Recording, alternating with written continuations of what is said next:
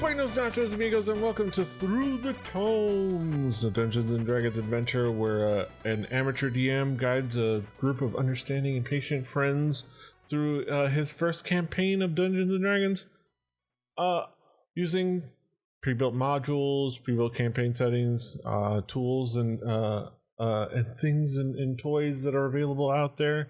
I'm PD Rave, the aforementioned amateur DM, and here with me is my party, my gang, my crew, my adventurers. We have playing Wind and Summer, Daisy. Hey guys, I dug out of the archives when I was in 7th grade. This is my picture of Ally McBeal. I was 12 when I drew this. Nice. Yep. Nice. Yeah, thought I'd share. It's very silly. Yes. We have playing Solero Italian, Drew. I didn't dig this out of anywhere, but if you haven't tried the, let me see if I can get it in focus. It's blurring. The Summer Freeze Mountain Dew. It tastes like a bomb pop. It truly tastes like a bomb pop. I've also described it as Mountain Dew Voltage, but less blue as a descriptor for people who haven't drank a bomb pop. That's fair. We've got playing Tumbao, Chris. Who's in the middle of eating? He's in the middle Chris, of you're eating. muted. Chris. Oh. This is just... We can't hear you, Chris. There you go. Professionals here. There you go. Unmute. Hi everyone. Thank you so much. No wonder no one could hear me. I thought I was just not being funny. Yeah, I've been there. But I brought I have to show off a upside down this way, a Bigfoot throw fleece that we got from Atlanta when we went a few weeks ago. Nice. I'm just a fan of it. I thought it was a fun thing to see, and it just made me smile when I saw it at the national park, and it was incredible. Playing Toro and also cooking, or actually, I believe just making food. V. There you go. The reason I didn't unmute immediately is because I had to catch my breath because I ran over here. Yeah, what's on the menu tonight is chicken and zucchini. Nice. Always good. Playing Herb Seawisk, we have Patrick. I will turn on my camera to show my Lucha Underground pin from when they were in Austin during South by a bunch of years ago, a show I went to with Petey. Nice. It was a good time. Aerostar jumped off the balcony and hurt himself real good. Which you can see us discuss that very show on an episode of Fanny Pack Wrestling Podcast. I believe it's called Lucha-Based Substances on the Floor. Talk about that very show because of what happened to Aerostar. I hope he is doing all right somewhere because he had a rough night. He's still doing crazy shit in Mexico. Yeah, I know, it's great. Once I watch a AAA show once in a while, and it's just like, what high thing is Aerostar going to jump off of tonight? And he's still doing it. Yeah. Speaking of Fanny Pack Wrestling, we have playing Declan J. Morningstone, David. Hi, everybody. Just for the record, I am neither patient nor understanding. I'm, in fact, boiling on the inside. Not here. On assignment, we have Matt. So all the best of luck to Matt. He's probably he'd probably tell you about some of the things he bought at Town Talk. Just go check out Town Talk. Playing Toby Underborough, we have Brett. Finally, I was on Fanny Pack Wrestling once, but today I don't have a good prop. Well, yes, I guess I have a good prop, but it's the only prop I ever need, and that is the best the Proco Rat. Thank you, Grand Rapids, Michigan. I think. Nice. The very best guitar pedal that anyone has ever made. Nice. I mean, it's the best for what I need. Yeah. Though it, when all you've got is a rat, every problem needs more saturated distortion and or some fuzz. I've got slam it in the front end. I've got some Duff Beer. Just some Duff Beer. Duff Beer for me, Duff Beer for you. I'll have a Duff You'll have one too. And Wow. also Cool, I went my out like a sleeper agent. my second generation Dreamcatcher Insomnia fan club kit. Ooh. Actually bought and had shipped. You can see. This is just fitting for all the times you've accidentally seen my desktop and you see Dreamcatcher. There's when you open it up, it's like that. It also has also what they give you a literal the little inkwell pen. It doesn't have like a ink inside of it like the modern inkwell pens. I think you literally just have to dip it into, or I don't even know if it actually works. And a wax stamp with the Insomnia logo and wax to stamp a letter with. Y'all gonna be I'll you're gonna be writing letters. Question. And some photo cards. This. Petey. What's up? Query. Why would a group named Dreamcatcher want to be associated with Insomnia? Wouldn't they want people to dream? Aren't those both books by Stephen King? Insomnia and Dreamcatcher? You know what? You're gonna have to talk to the former Happy Face company, now Dreamcatcher company, marketing team on that one. I don't know. I think they were just looking. They found two English words that had to do with the same theme. So I'm just being honest. It's color plus fruit variety. I believe that's how you name something these days. Exactly. Kings of Leon. There's also a bunch of like they also have writing paper in envelopes so you can write letters to people, and photo cards and like a photo book and other stuff. Petey has correspondence. He pens letters. And I'm also way too a wordsmith, if you will. So in case anybody wants to know how much of a K-pop fan I am, how much of a K-pop fan I ordered is one he? of these and had it shipped all the way from Korea. I ain't here to yuck your yum. Have fun. Let me get on my mic. All right, but that's neither here nor there. We're going to talk about. We're going to do some D&D. We're going to get down to it. Last we left off, just to recap, the party decided to help out a young lady that seemingly in need to find her husband, who had been absconded with by some ne'er-do-wells, possibly a cult, in some ruins. They let her find out that she's actually a succubus, but decided to help her out anyways, because they found that she seemed trustworthy, all things considered. Or at least, well, some of them did, and the rest of them kind of just went along.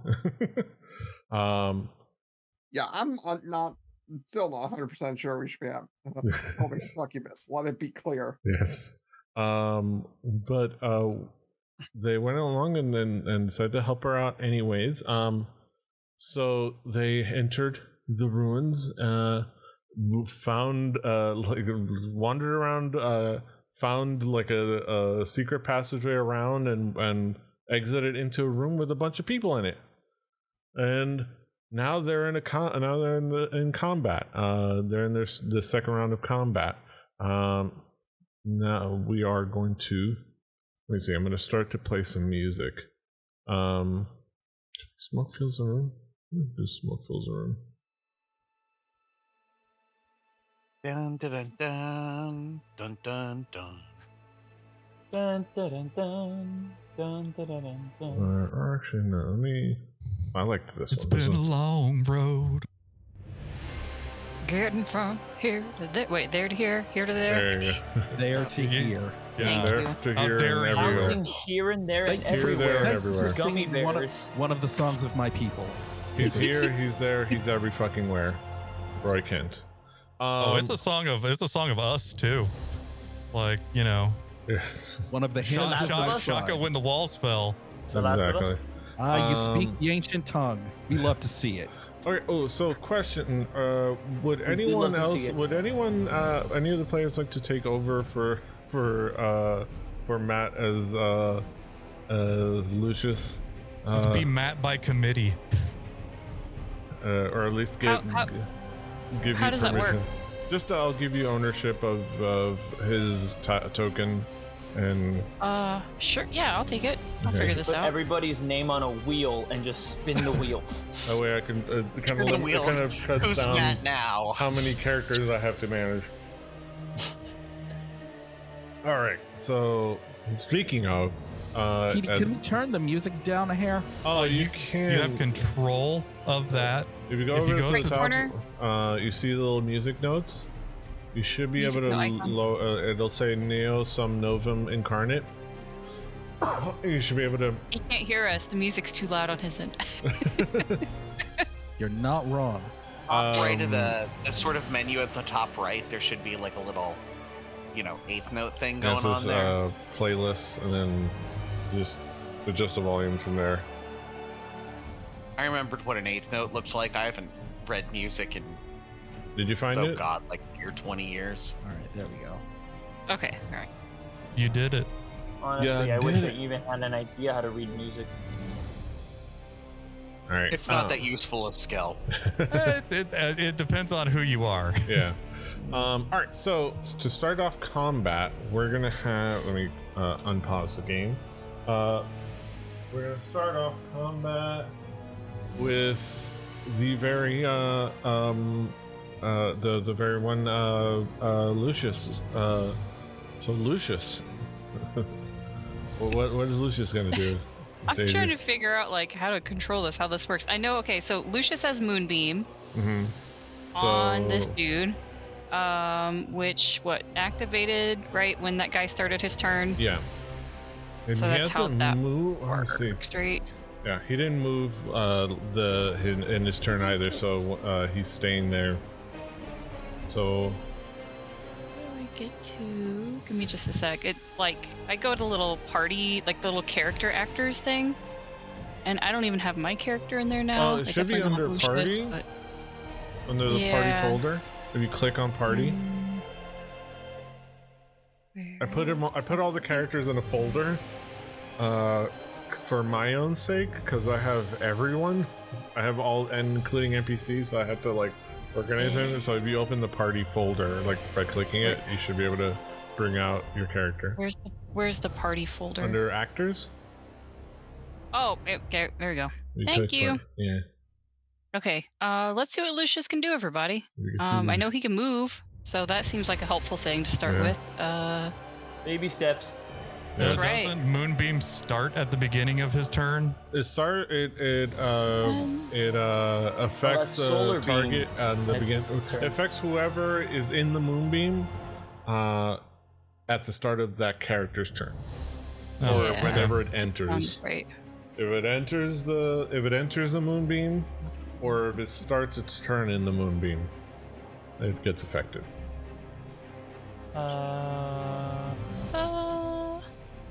Is anybody injured? Let's start also, there. I should note that there's a feature. So there's something that happened to that character on its turn. I forgot about it on the last turn. I forgot to do it. At the start of its turn, it was burned by the Moonbeam. It was that happened a little while ago. It almost seemed to have a little smile on it, and then some of that damage, not all of it, but some of that physical burning seemed to heal itself a little bit, and the character automatically just healed itself 10 points right at the beginning of its turn. So just to give you guys information that you should know, that I forgot to do last time, but I adjusted. So it seemed to have done that at the beginning of the turn. Okay, but yeah, back to you. Good to know.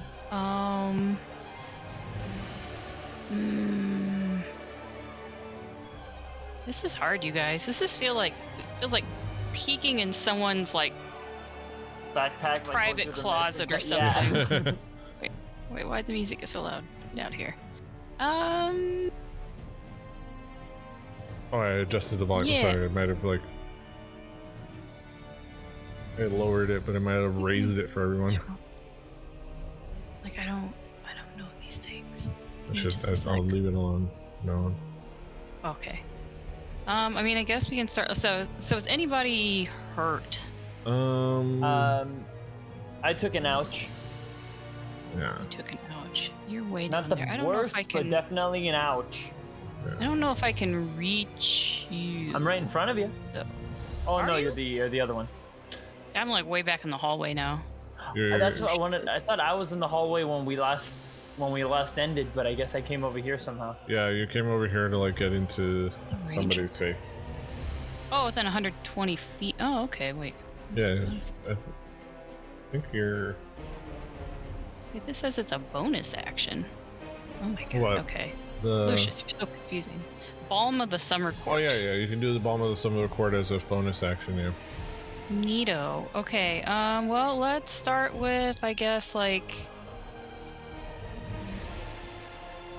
Also, now I'm suspicious. Why is this lady in the hallway?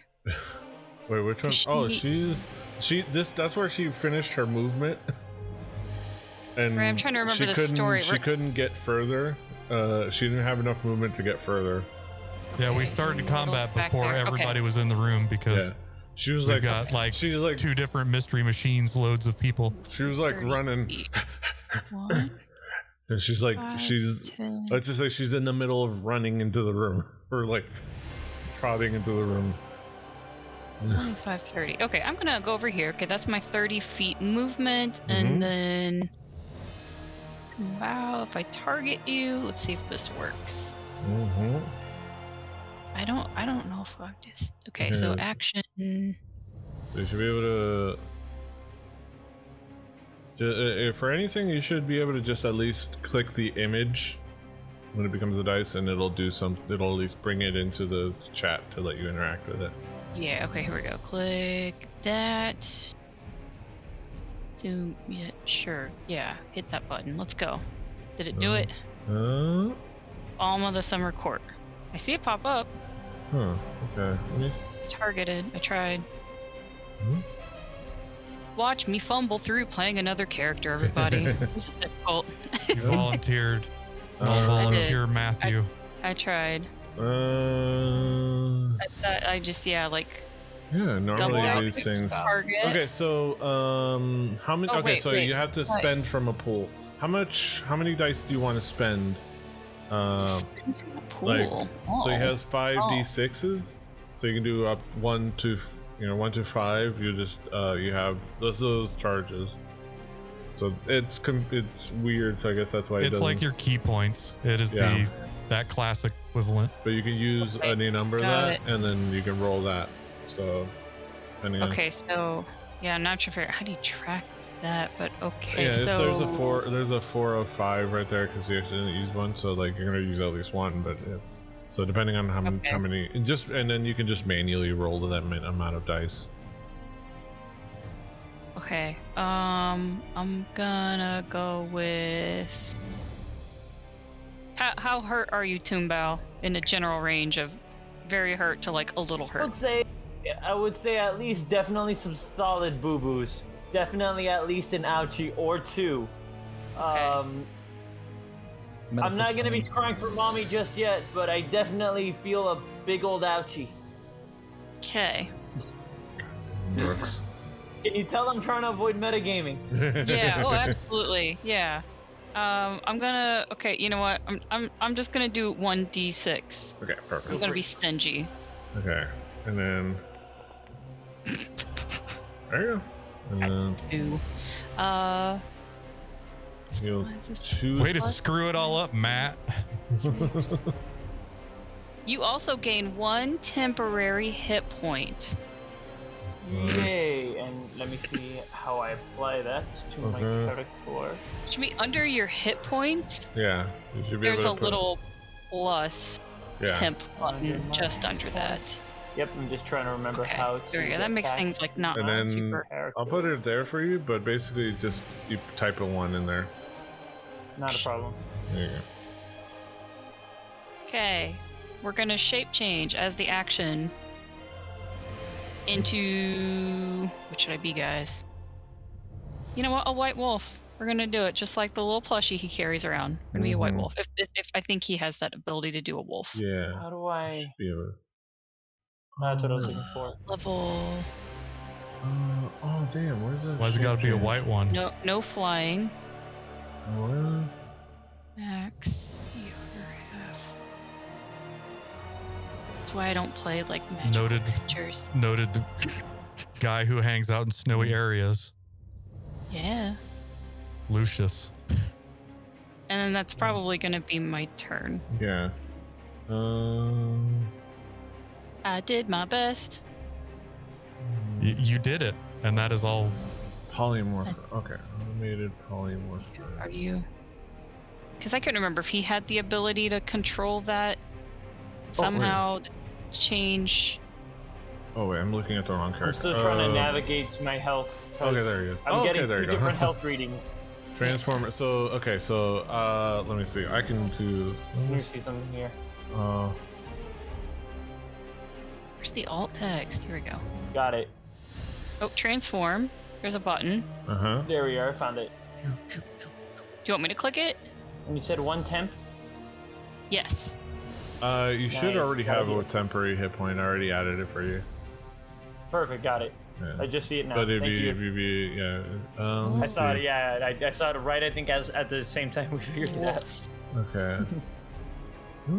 It's kind of giving me an option to try this. Yeah, if you want to try that. More. Yeah, but I type in wolf. Oh my god, this is so slow. Wow. This is gonna be a minute. Why is it loading everything in alphabetical order when I type wolf and hit enter? Come on, search. Okay, there. I can mess around with this while you continue going if you want. If it works like that. Let me see. I can find. Why is it giving all these other options instead of what it's searching for only? Yeah, I'm having the same thing. It literally loads like every single thing. I can be a black pudding. Yeah. Wool. But that's not what I want though. Yeah, it suddenly everything just bit on the ping for Foundry. Final Fantasy. Holy crap! Got Flan. Foundry down to exploded. the D's. Wow, everybody's like. Must be a. I think you found a bug in software. You know what that means? You know whose fault is it? That must be a this guy thing. This is a complicated tool. There's a lot of cool features in here, but damn. I'm kind of wondering why my ping is twice as large as Daisy's when everybody's ping is bad. The cable I think it's right up there. Except for Cam, which tells me that it's my ping that's bad. You're on. It's not you guys have bad ping. It's my ping is bad. Okay. I can be Strad von Zarevich. No way. I don't think that's allowed, but still. Okay. Oh, there you go. Only in the most critical of moments. Yes, you can be legally distinguishable Dracula. Dr. Acula? The Dr. Acula? Hey. Okay. Wait, I got down to the W's and it stopped loading. Oh, sorry. I just started it. There you go. I was so close. Yeah, sorry. Got down to Warforged. But yeah, you're a wolf now. You got to Walrus and it broke. You okay? Man. Alright, hopefully it fixes itself. Strahd spelled backwards is Dracula. Yeah. Alright. So you're a wolf now. You're the wolf. Okay, that is it for him. And now it is time for Selena to get in there. She's like, alright, let me. She's in. So she's in her monster form. Or actually, no, she was in regular form. So what she wasn't she invisible? Oh, she was invisible, and then she I'm pretty went sure uninvisible. Yeah, she was in the other realm, in the ethereal realm. She was and away. Then she just came back. So what is she gonna do? She's gonna use her action. Da-da-da-da-da-da. I'm sorry, that one's gonna. I swear that one feels like it's going to become. Da-da-da-da-da-da.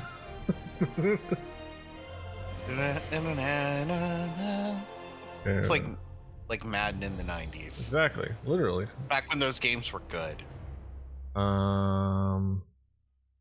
Let's see. Okay, so she's gonna transform and then she's gonna fly 60 feet. She's gonna fly over everyone. 5, 10, 50, 20.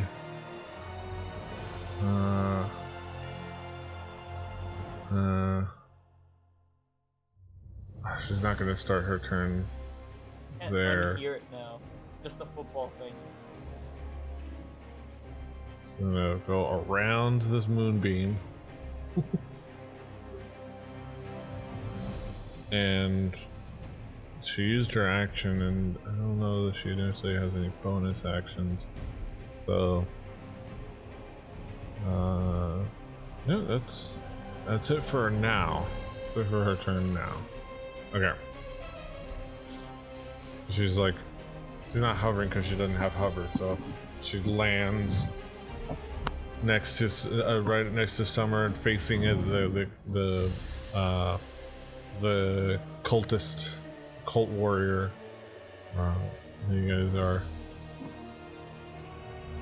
are going up against. All right, that is it for him. That's it for her. Let's see, which one is this one? This one. Oh yeah, there's okay. So checking my settings. Okay, so this door swings open, and in comes one of the other cultists running in.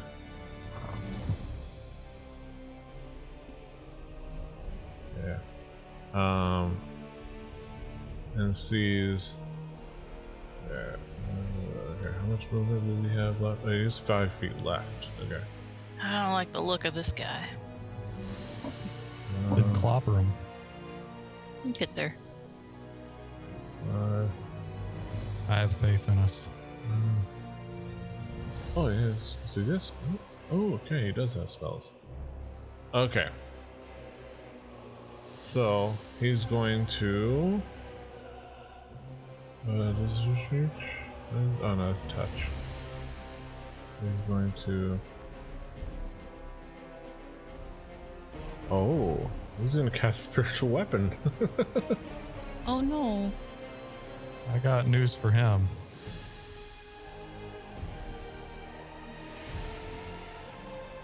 But it's gonna take a minute. Okay, so this is, and he's gonna spawn it right here. And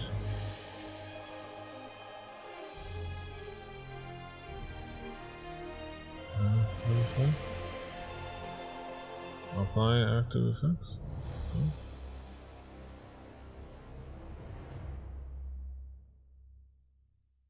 Okay, alright, so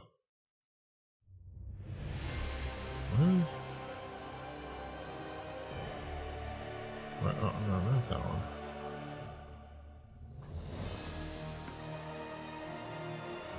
Okay, why doesn't it? Maybe. Tell me why. All right. Ain't nothing but a heartache. Tell me why. Ain't nothing. Okay. Ain't nothing but a butt ache. Tell me. Got him. Got him. Got him. He was indeed gotted. Melee spell attack, which is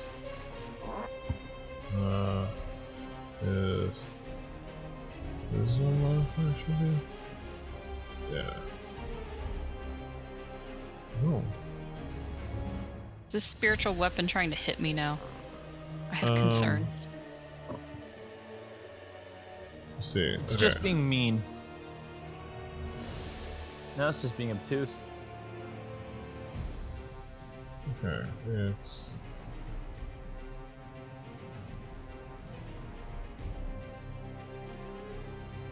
Okay.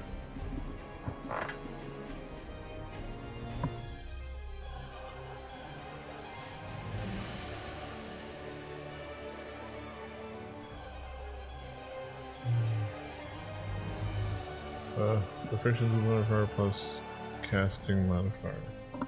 Okay. Proficiency modifier plus casting modifier, which is 0 because for some reason he has. Oh no, it's +1. Okay. All right. So he's gonna roll. He's gonna attack Summer. He rolls a dirty 20. What? No. Not a natural 20, but a dirty 20.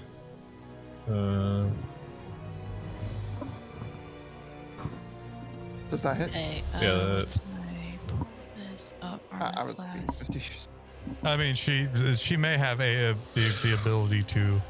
Yeah. You could say nuh-uh. But So I can use one of the charges on my thwack staff. Just like if I click this. Okay. So Give me just a sec. You see this like so what happens is next to you you see this this robed cultist come through the door wielding a dagger and looking over at you, and he gestures out, and then like on your opposite side you see this like sickly energy looking. The sickly energy forms into the shape of a large, like, misshapen dagger that swings down at you in an attack. Okay, so is this technically a melee attack, even though it's a spiritual melee spell weapon? attack, but melee attack, yeah. Okay, I'm gonna roll this d6 and hope for the best. If I get a 5 or more, it doesn't hit me. Mm-hmm. Oh my god! Nice. Okay, so it worked. So I'm going to hit this thing back with my thwack staff and apply that +6 damage to it. Apply directly to forehead. Let's see what happens when I hit that. If it gives me the option to. Okay. This. Oh, I already hit it technically. Wait, you must roll before. Wait. How? Situation bonus. Okay, so it won't just let me apply damage with my thwack staff without actually attacking it according to. Okay. Yeah. So just I'm just gonna. Well. Wait. So it lets you. Yeah. So okay. So I'm trying to use one of the 3 charges on my thwack staff. I forget how. Let me look at this way. So this is how this works. If I'm hit by a melee attack, I can use 1 charge of my thwack staff to add 1. You can immediately make like a melee attack. So you would still have to make a melee attack against it, and then if the attack misses you because you may, if the attack misses because of my d6 result, which it does, because now my armor class is 22. You can immediately make a miss. Okay. Make a melee attack. Damn. Okay. And then. Damn. Okay. Well, that was a failure. Okay. Well, then it just didn't hit me then. Yeah, which it is still didn't helpful. hit you, and. Oh, that would have been so cool, you guys. Yeah. It was pretty cool. Have you It's rarely worth. Tried to get good? Shut your butt. Well, so I'm gonna say the roll. You didn't even really need to roll. So. It's funny that the roll happened, but technically a spiritual weapon can't be attacked. Okay. It's a so you like immediately just out of instinct. So I'm gonna say I'm gonna let you have. I'm gonna let you keep the charge. just because I'm gonna say that this is all of like weird thing of us both managing multiple things, but technically you wouldn't be able to attack it back. So I'm gonna let you keep the charge on your thwack staff and say you didn't really do this thing. Or actually, no, yeah, you did. No, never mind, yeah, you did it. Yeah, that makes it fair. Yeah. So you used it to like you instinctually blocked it. So you did use it. Never mind. But then you instinctively go back to do your attack, and then it just goes through in a way with your training that you realize, oh yeah, this is not something I can attack back. This is just a spectral being that only applies force upon me, but is almost like intangible. Oh. It's a spectral so being. maybe if we kill the cultist, the magic dies. Yeah, with it's him, the same then. for it's a spiritual weapon like clerics have. Yeah. It's literally the same stuff. So yeah. That's Summer talking out loud now. Yeah. Kill the cultist to kill that creepy dagger. Kill the caster. And kill the caster.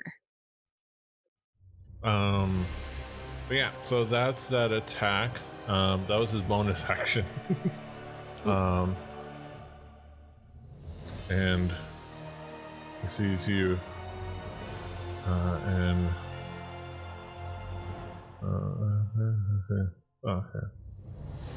okay, and then sees the succubus, and there's like, and he attacks Selena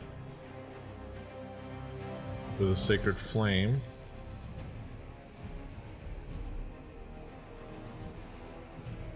Nothing is showing up right. Okay, so she has to make the save.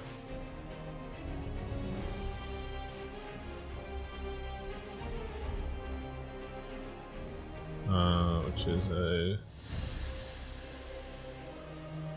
dexterity save. Okay, so she makes a dexterity save.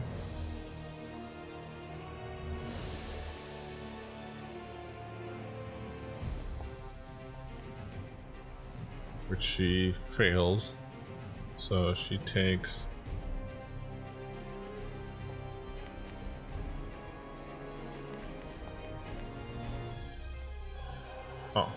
she automatic.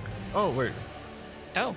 I keep forgetting that it automatically rolls the save for the target if you target people for it. Okay. Well, anyways. Okay. Perfect. That's how it works. Okay. D&D's a lot of numbers. Yeah, but luckily I forget that I have things that automate everything for her, so I don't have to worry about like. Yay, math.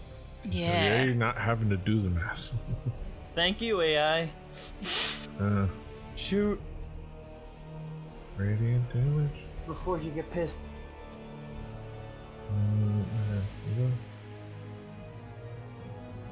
Right. Damage resistance. Why is that?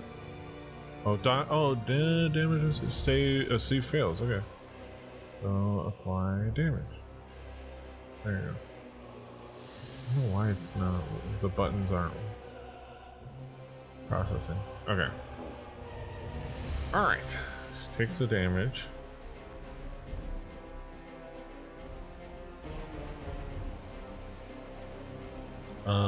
But yeah, just you see him kind of like does that spiritual and then like releases this like again from his hand. It's like these almost like sickly dark purplish like flame bolts. There's like flame that you swear it looks like what you've seen a spiritual weapon, a spiritual flame, like a sacred flame, but like the energy is very like or mostly like dark blood, like dark crimson actually. Sickly dark crimson, like flame-ish attack that hits Selena. It's like, and like, and she like doesn't really, she's not really super hurt by it, but you know, it's not fun. If she don't like it, she's not happy. she's pissed. Oh, okay. Alright, that guy's dead. me try to blow through these. I have a lot of characters to deal with. Holy shit. What did I do to myself? The ambitious DM is learning. I'm just imagining he has the same energy as like a pregnant, like an expectant mother, but like, you did this to me. Except I'm looking at a mirror. Exactly. It's that dude pointing at a mirror, like, meme. You did this to me. Alright, so that guy. Alright, so you don't see him.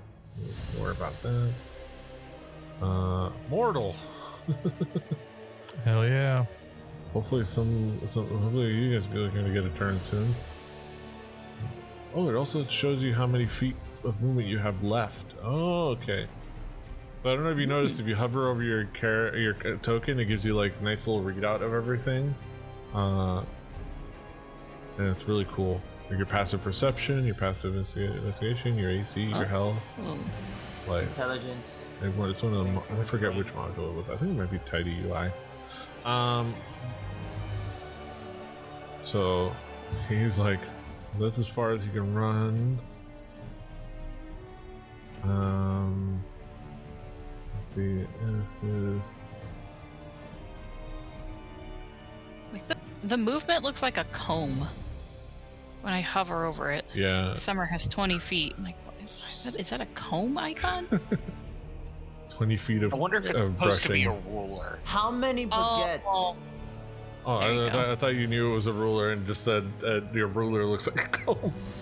I thought we were just making a joke about how the drawing. Because it does kind of look like a comb. If you look at it, it's just like, because of blood.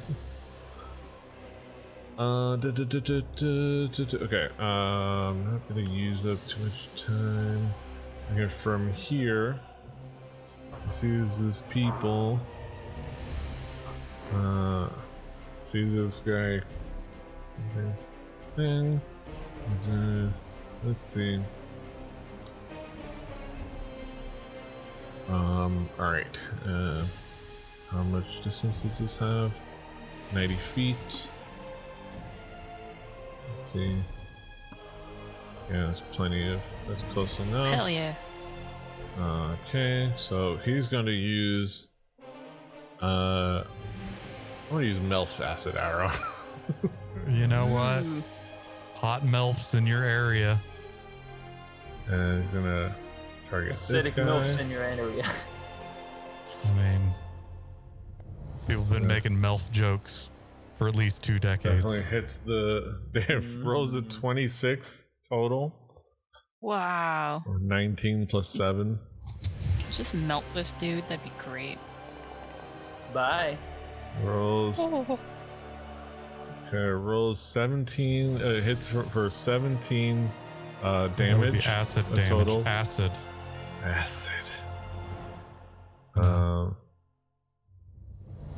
Looking for some baking soda. Yeah, he kills him easily. So, like, yeah, he does the. He fires an acid. He tells Toro and Solero to kind of like duck out the way. Toro kind of like ducks down. Solero kind of like ducks to the side, and he shoots this like stream, like out of his kit out of one hand, as a chemical kit. He like shoots this like mechanism, almost like a pen like thing. It shoots this stream of acid that kind of like goes and almost looks like it's like takes an arrow shape, but it's like a loogie of acid, but that's very long and thin, and like goes all the way across the room to this guy's and hits him in the back of the neck, and then like he stops and then he screams like, and then you see like from the inside out he's getting melted, and like his body kind of like deforms down, and he kind of like falls into mostly person, but like whose insides are goo. Like you see the skin and like some bone is still intact, but his insides have been gooified. He got on the wrong side of the Lochnar. I'm just hearing mortal in my head from across the room. That's how we do it in my neighborhood, you son of a bitch. Because this man just, I was ready to attack specifically that guy on my next upcoming turn, and now he's just goo. Right, don't step in the puddle. Yeah, all right then. Yeah, Toro is just like looking around like, holy shit, what just went over me? So that is the entirety of Mortal's turn. Alright, that was his action. Yep, that's his action. And that's the only thing he's got. Toby. All right. Well, I am going to target that feller. And I am going to pull out one of my right. You know, I'm really... Oh, everything normalized as far as ping, kind of. Yeah. All right, so I'm going to take my short sword. Well, first, I'm going to boogie on over. I'm going to join the party with my short sword. Did that roll? Yes, that rolled. Or no, it didn't. I'm going to attack with it. Attack. Did. And I missed. So, but wait, there's more. So you go up, you hit the short sword, and you kind of like, you don't miss, like you don't like flail around like an idiot. You go in, you go after him, and like he's able to just kind of like deflect it with his shield. So he's like, ugh, and you like hit with the shield, and you're like staring each other in the eyes, like. Well, I miss with the Matterhorn, but the K2 of the Dagger of Venom. Mm-hmm. I'm gonna go ahead and use the ability. Is your bonus action? And I miss as well. Yes. Oh, okay. And you go ahead and like you're going in and like, unfortunately he deflects it, and it's like you're in his face, and you're like you're just like face to face, like looking at each other, like. Then you see this frustration like come over your face, and you see him like this like cockiness and in the warrior's face, like. You know, Toby is when it works, it works. When it misses, I can't viciously mock. So I am finished with my turn. Yeah. Where's the I'm finished with my turn button? I'll just move you. It's technically wait. Yeah. I was about to say it was at the bottom of the combat encounters thing, but it's no longer there. I don't know. I think I've changed some. I might. Let me change something. I'm gonna. Or maybe. Maybe it's not there for me because it's not my turn. Because I changed something. No, it should still be there. I don't know why. Maybe. Who can say? I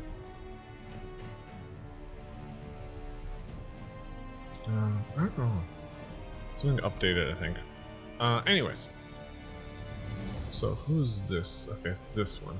Okay. 10, 15, 20.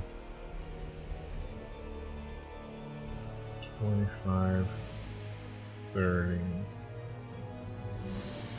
You see this guy come in. Look at that guy.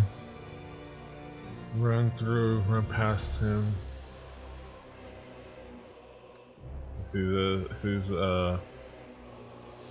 one of the threats here surrounding his ally. He's gonna target Declan. But let me see, what are you gonna do?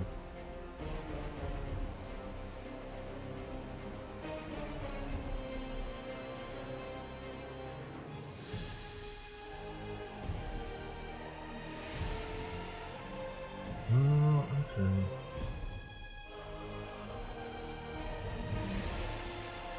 He's gonna cast Sacred Flame. And it should automatically roll.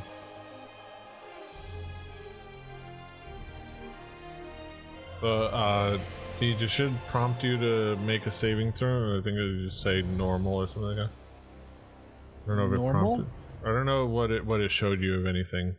I'm not seeing anything. Okay, different. so just roll a dexterity saving throw. Okay. Dexterity saving throw? Yeah, so you can, on your character sheet, under dex, just click dexterity, and then it'll give you, I think, a couple options, and one of them will be saving throw. Right. Just click the word dexterity.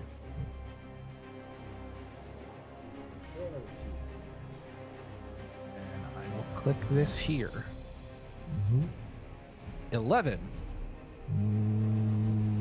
You re-rolled it? Yes. Oh, okay. On D&D Beyond? Yes. Okay, perfect. Yeah, just to make sure. Okay, perfect.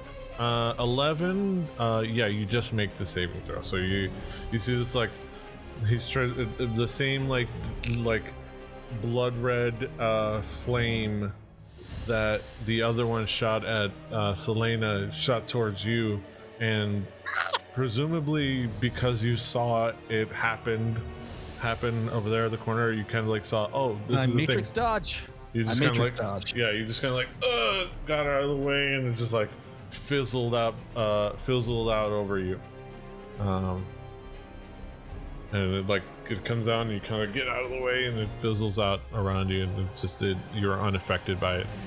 Woo!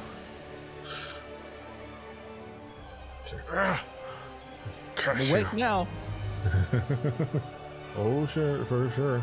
And then he's gonna cast spiritual weapon.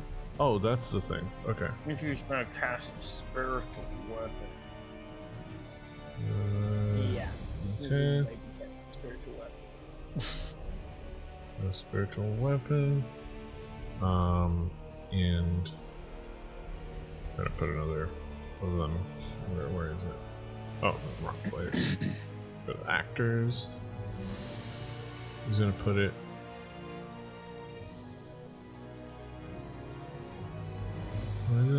Okay.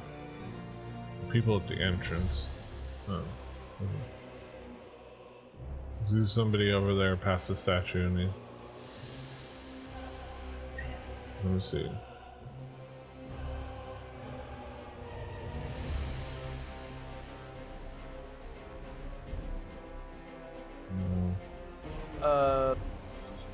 Okay.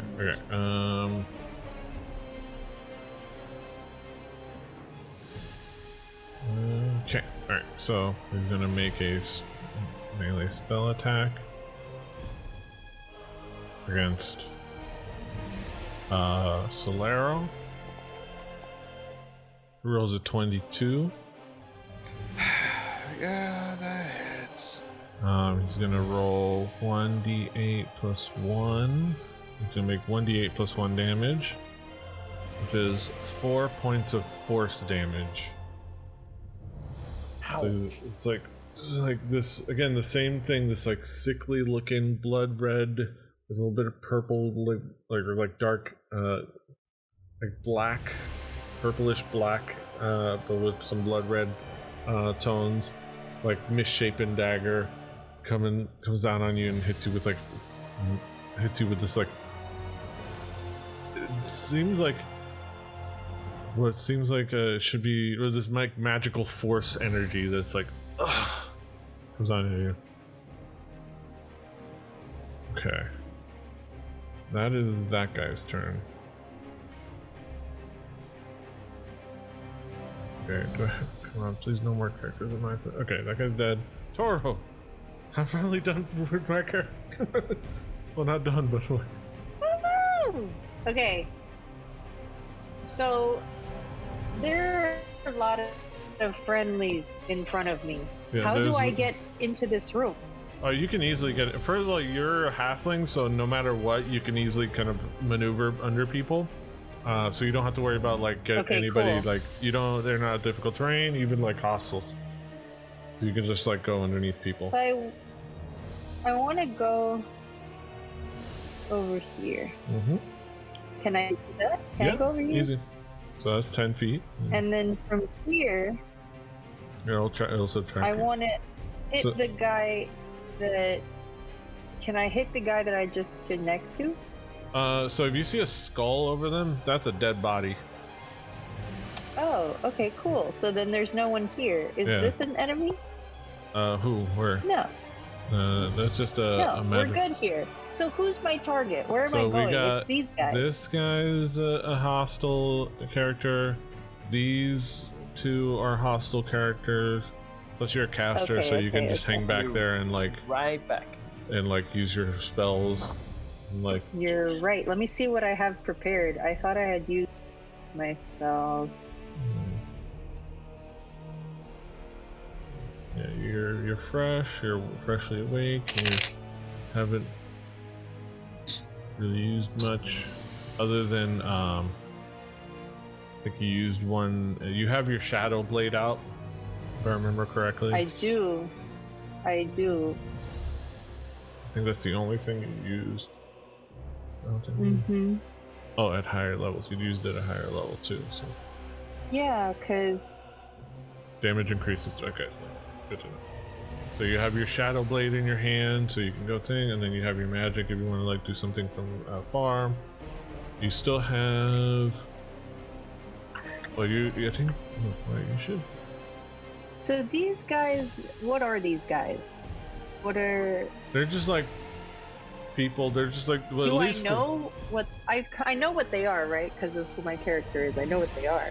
You're like, these are just look like people that are really into some kind of weird cult thing.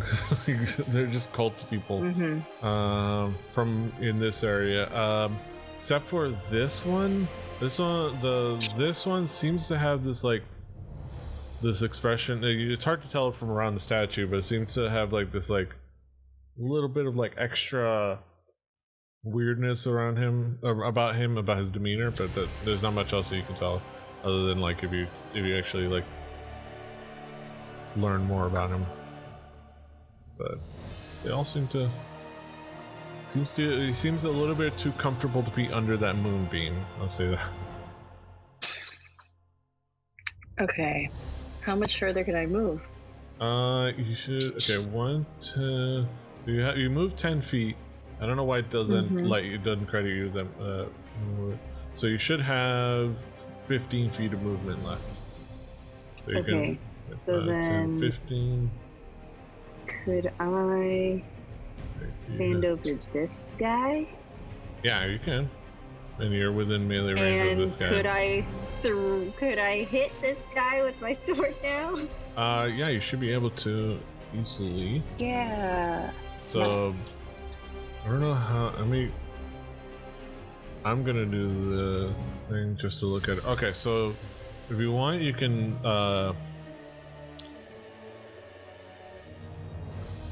click on your shadow blade, hit the and then say don't uncheck the consume spell slot and change it to third level.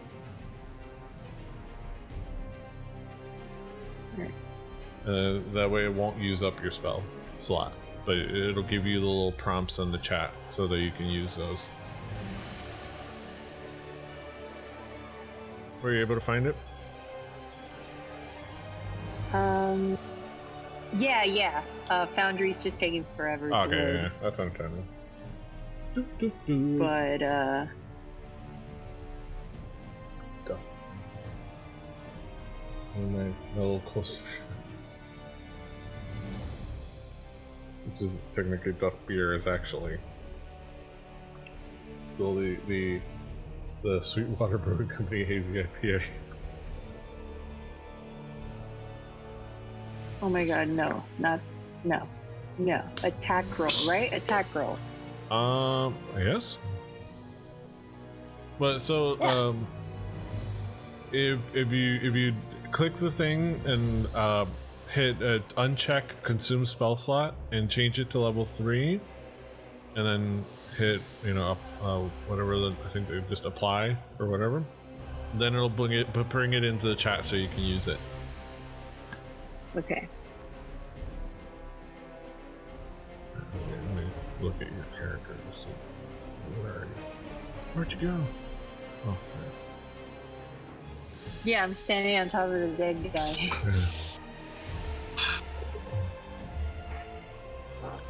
And while she's figuring that out, so Why I did can it disappear. Oh, did you unprepare it?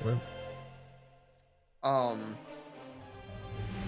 tall is the statue?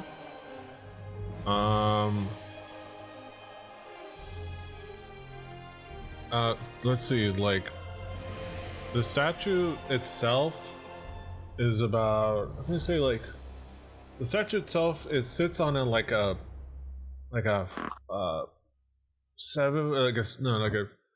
I would say like 5 foot high pedestal, and then the statue itself is about 15 feet tall.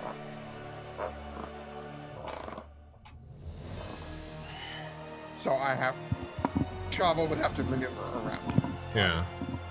It's just that was going. Okay. Got it. Okay.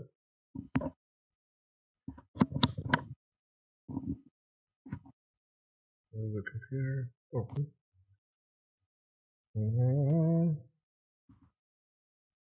Okay. Were you able to find it? Okay. Let me. So it shows the.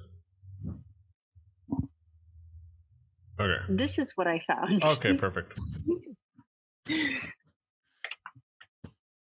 Because I think I was confused about the directions. This is what I found, and there are like sparkles happening up front. Okay, perfect. Because you rolled a 20, right? Yeah. You rolled a flat 20, a natural 20. Congratulations, baby! Found You did it all the way back there in the Solid chat. Now hit, you gotta which put means you can click the damage. Alrighty. Was that your first critical roll? Critical roll. You did it. I think so. Yeah. That was your first natural 20, Mama. Yay. Way to do it. Officially, Huzzah. initially. Mm-hmm. Wait, where is the damage? Here it is. This should be on the same How thing. much damage? And I click critical hit, right? Yeah, should be. It'll say apply critical damage or whatever like that. Nice. Okay. Yeah, that's okay. And then Met that guy up. So who was it? It was this guy, right? Yeah, that guy under this guy here, the moon, this guy next to me right there by the column. Apply damage.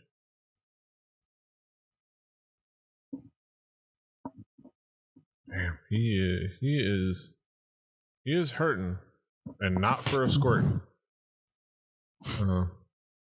I'll tell you what. What? Yeah, that was impressive. I think. Solid move. Is there anything else? That was your action, I imagine. Yeah. Do I have to?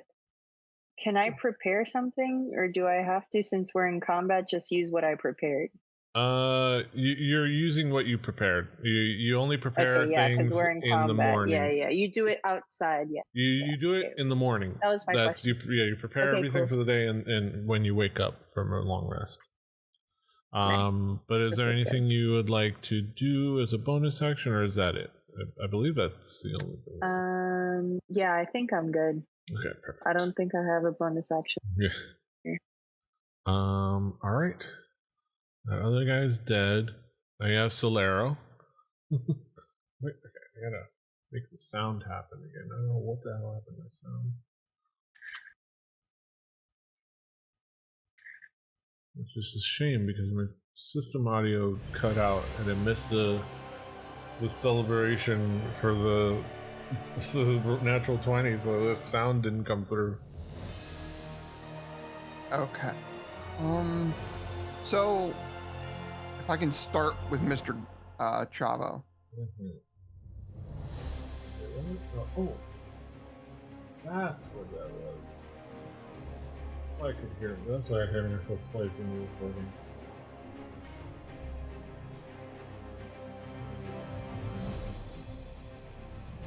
So if I make the move, if he's... God dang it. He's currently here.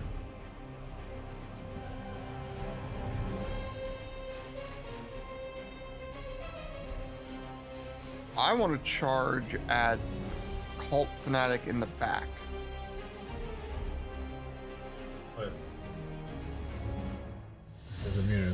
Okay, it's Cult. You want him to charge all the way? Yeah, that makes sense. I am. Yeah, so move him right there. Yeah, I'll move him there for easier understanding of spatial awareness in the room.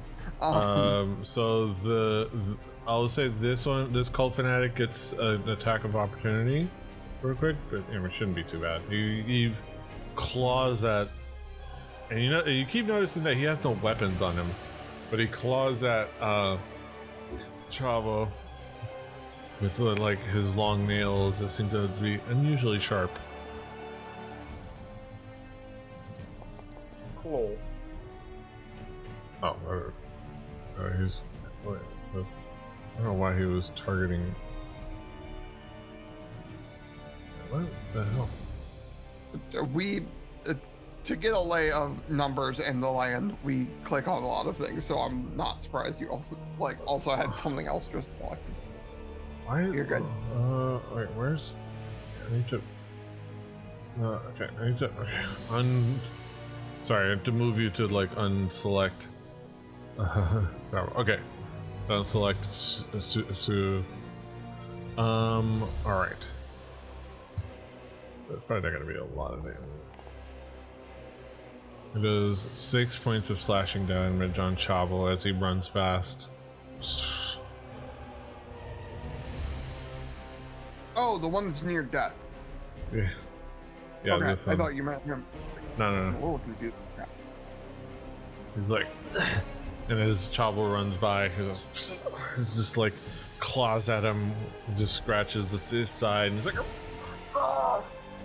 He doesn't do does some scratch marks along his side, and he's like, but Chavo takes it as stride and it just keeps running through it. Okay, so then I want to do ram, and then if he ram hits, you. Yep, and then if it hits, see if it hits. Yeah, that's a 17. Yeah, the Cult Fanatic definitely hits. Definitely hits a Cult Fanatic. So then, wait, how do I? Okay, so then we'll damage with the ram, and that should also activate charge since I hit. Mm-hmm. 9. Yeah, so and then the target creature must succeed a DC 12 strength saving throw or be knocked prone. Okay, let me see. Let me apply this damage. Oh wait, no. What did it apply to? No, I think you applied it right. It's showing injured now. Okay, how much damage? The guy in the back, barely injured. Okay, so so it didn't apply to the other 2. Okay. Hopefully it didn't apply to something else that it accidentally selected again. Okay. Alright, so DC is a strength saving throw. Normal. Yeah, I'm gonna say no, he does not. So he's prone.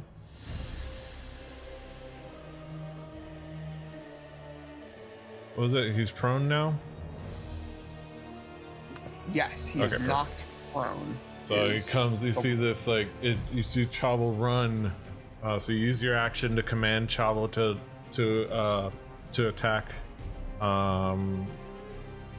Use one of your actions to attack this guy. And he runs through the crowd, kind of like a little bit past, like, Toro. And between Toro and Tubao, runs past this like Cult Fanatic in the Moonbeam. I'm gonna say he skirts the Moonbeam, but just within melee range of the guy. because I don't want him to deal with also the moonbeam.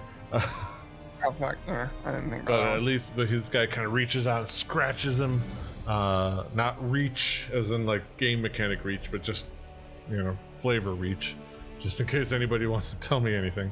And he barrels into this guy, and he's like, bah! and like he's up against the wall, so like he rams him, and the guy gets pushed back into like that corner. There he gets, and like he is like on his ass, like in front of the doorway, and like he's getting ready to get himself up when he gets the chance, on his turn, obviously, but he is prone. All right, good.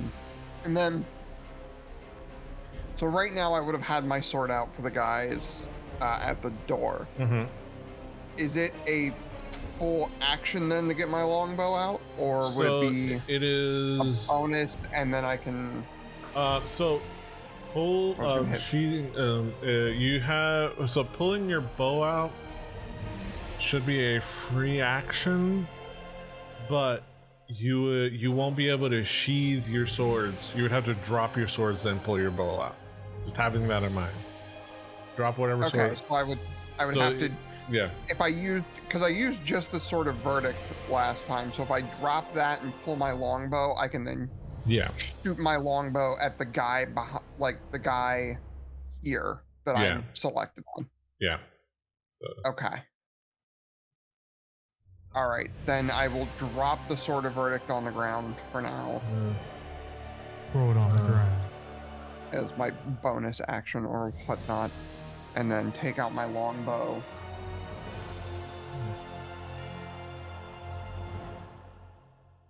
Saying disadvantage.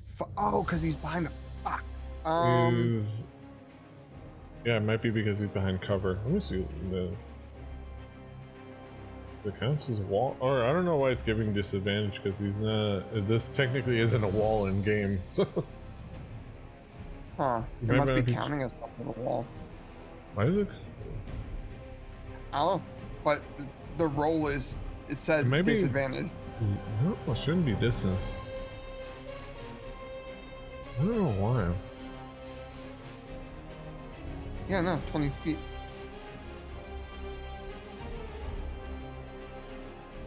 So should I roll normal? Yeah. Maybe untarget him and just like deal with that, and we can worry about just untarget and roll it normal. I don't know why it's doing that. It's still showing disadvantage. Why is my bow showing disadvantage?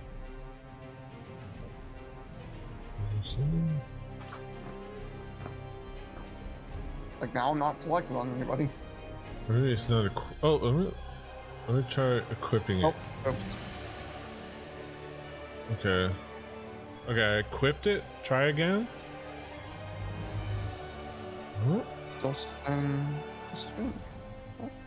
I don't know.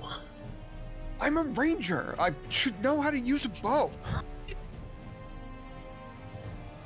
It's literally one of the things ranger do.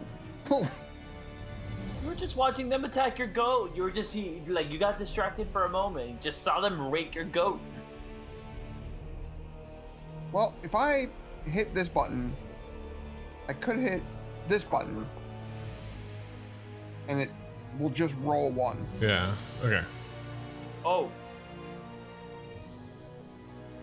Nice. Okay. So do that, I guess. Okay.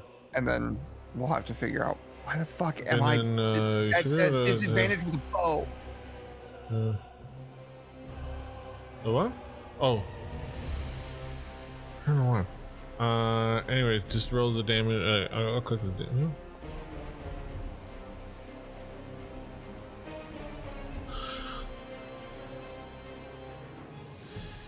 Alright, perfect. 8 piercing damage on this guy. Yeah, the guy nearest the fucking statue. Yeah. He's just like grimacing, and you see like the damage from all the different attacks is wearing on him, and it's almost like he's becoming even more inhuman in his like expression. His nails have gotten a little longer. Well, not really, but like not actually, but it almost feels like it. Like he's like, it's just his expression and his desperation. So it just seems to like he's falling into like a more primitive state.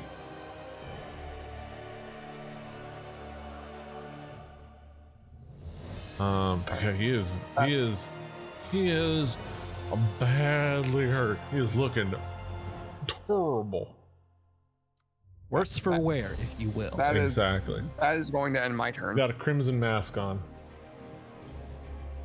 All right, so that is your turn, Herb. Yes. There's this guy in front of me. Can I hit him with a mace? I believe you can certainly try. I can attempt to. That's my plan. He's right there.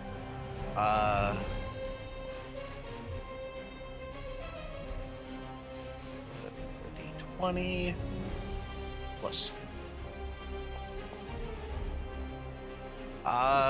22 to hit. Yeah, that certainly hits. I don't even have to check. Anything pluses? Not really. Let's see if I get any damage. Mm-hmm. No, I bonk him on the head very lightly. Only one damage. Do something good. It's 1d6. I probably should have went spells, but he's right there, and I just want to. Yeah. All right, that's your action, though. You did the equivalent of like fumbling with your keys. But do you have anything? Oh, I can do spiritual weapon as a bonus action. Yeah, apparently. you can cast spiritual weapon, and I can bring out your spiritual weapon, which I have set up. Cool. Oh, I have a spiritual weapon. Mm-hmm. What do I got here? Yeah, you can cast, and I'll bring out a little token so you can control. Just a Glock. So D20 plus 6. Cast it so it could, do you have or like? I don't know if I'm doing it literally in the public roll thing. That's how I know how to do it. But okay, I could be done. Because you can do it. But either way, just keep track of like your spell slot usage. Yeah. That's the important part. Okay, I'm gonna let you. 18 gonna hit. Where are you gonna put it though? Oh! It's like an item I put out. Yeah, it is a spiritual weapon that exists out there. Like this, like see how we have this. Oh, can I put it so it? And it can be anywhere. But and you can see your range on the spiritual weapon. I think it tells you. It says 60 feet. So yeah, so anywhere within 60 feet. And then what's its area of effect? It's just it is there and it attacks. It is like a big. Okay, I'll put it right in between these two, in between the guy next to me and the one below me. Yeah, right where you poke. Yeah, right there. All right, so there's your flying sword. Ignore the stats. I just needed to put a token. But so then that 1d8 you should have control of that. Cool. If you ever need to. But so as your bonus action, you can move it. It should say up to 20 feet. You can move it up to 20 feet and attack. And do I roll with that now for damage? Yeah, you can just. Well, no, don't worry about like rolling with it. It's just a token that you can. It's just a token. So just roll your damage how you were going to do it, anyways. Yeah. So who were you attacking? I was originally attacking this guy right next to me. Okay. But you were going to attack this guy instead, or? I'm going to attack this guy, but. Okay, so an 18 just like misses. An 18 misses this guy? Yeah, he brings out his shield and just barely kind of fends off the attack. It's there for future. Yeah, so as your bonus action, you can attack with it. Okay. Yeah, he is. He has an oddly high AC. Big armor. Mm-hmm. Must hit him harder. Mm-hmm. All right, so that is your action, bonus action. So you're all set. That guy is. Oh no, he's invisible. He's not dead, or not invisible, but not known to you guys.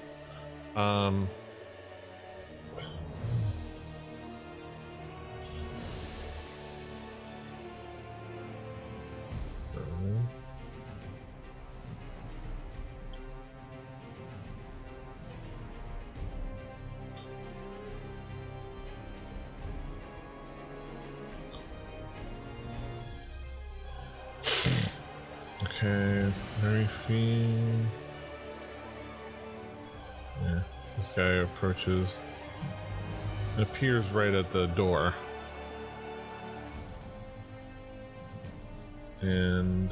But can't do anything. Okay. I mean, you can dash. He wants to dash himself into battle, so he's gonna use his dash action to dash into battle. Use and run all the way here. But that is it for his turn because he has no action.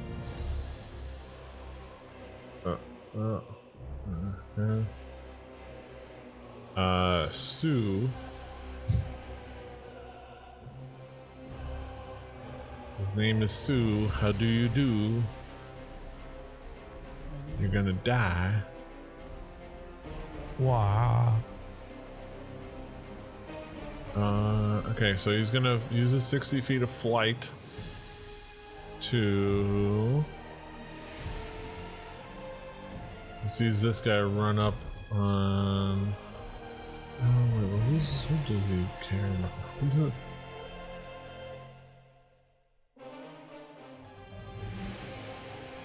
Yeah.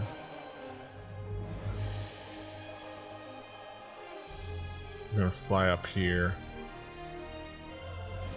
Oh, and fly up here. I'm gonna I'm gonna move around the moonbeam, but still within his range.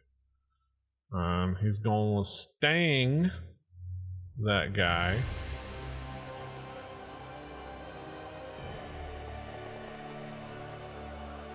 He hits with a 21. Nice. 21.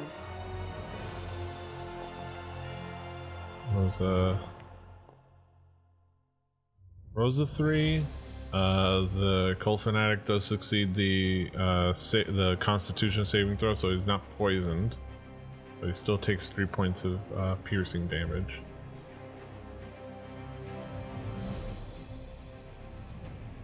And Sue lands here next. He moves just enough over here to land on top of Chavo. So he's sitting on top of Chavo. He's like standing ready to battle on top of Chavo's back. So it's pseudo dragon on top of goat. Why? I wonder where you got that inspiration. Why? He likes Chavo. He's like, I got you, Chavo. I'm gonna protect you. My furry pets always ride. It's a volleyball move. Chavo knocks the enemy into the air and Sue just strikes him down like. Exactly. All right, so that is Sue's turn. Finally, Summer. Uncharacteristically late in the initiative order. I'm gonna use Boon of the Soulful. Courtesy of Petey, this is the bonus thing you gave me nice 2 years ago. This allows me to increase my unarmed strikes by 10 feet. So I can hit people from far away using basically the Force, which is so appropriate for today. So it's like you use your So I think I'm gonna target this dude who's in Moonbeam though. Yeah. See if I can just get rid of him because I think that'd be fun. So I'm gonna do. One moment. Where is unarmed strike? That is courtesy of Humperdinck's Wares. To Humberdick Squares, who actually it's the who it comes with it's a item that is connected to an actual gift that I gave everyone, which is the pins from each class, which I still have to give the wizard pin to V and Chris. So according to hovering over this guy, the moonbeam technically shouldn't hurt me, but I only moved closer because the system won't let me, because Boon of the Slownful didn't actually extend the 15 feet thing, so I don't think I'll get hurt anyway. But let's see if I hit this guy. Normal damage. Ooh. Damage. Kill this man. You're technically over here. But we're gonna just die, buddy. Just die. How do you want to do this on this guy? Oh, I mean, it's just gonna be like this whoosh, Hadoken thing, like just, I don't know, smashes into him, and he falls over and he dies. Yay! So dramatic. You heard that you were extending it longer, so I was imagining like a power pole kind of like a situation. So I just saw the stick just suddenly in my brain like get longer. Yeah. That's what I thought you were It's up to the user's imagination. Your Hadoken, is it more of a chi thing, or is it like you're a wizard? Like, it's a key thing, so it's like it's invisible force. It's like this imperceptible, like almost barely. It's like if you were paying attention, it would look like the. I'm gonna say it looks like the force. They see, if you see like footage of an explosion and see like the pressure force that you can't see, but you can see how it affects the air around it. So you can't see it, but if you were paying attention, you would see this like almost imperceptible like force of pressure that comes out from her swing, that kind of like boom, and then you could definitely see how it affects the guy. I like the idea you just swing it and you're hitting the air in front of where like it would be, and it's just a boom afterwards. Yeah, like it's like a boom, like an explosive. Like if you ever watched like a MythBusters, they do the explosion and they make sure to show like the compression that, or like I don't know what they call it, the shockwave. The shockwave, yeah, the shockwave of like almost hard. You have to be paying attention, but you would see the shockwave that comes out from her thwack staff. Yeah. But yeah, that's one of your attacks. Sweet. Okay, so question, because like I said, I had to move closer, but I was wondering if I do want to move, will it cause an opportunity attack by this floating gross dagger thing? Technically. I don't think so. Like, search. Let me Google it. I bet there's like a. No, spiritual weapons can't make opportunity attacks, no. Sweet. Okay, so.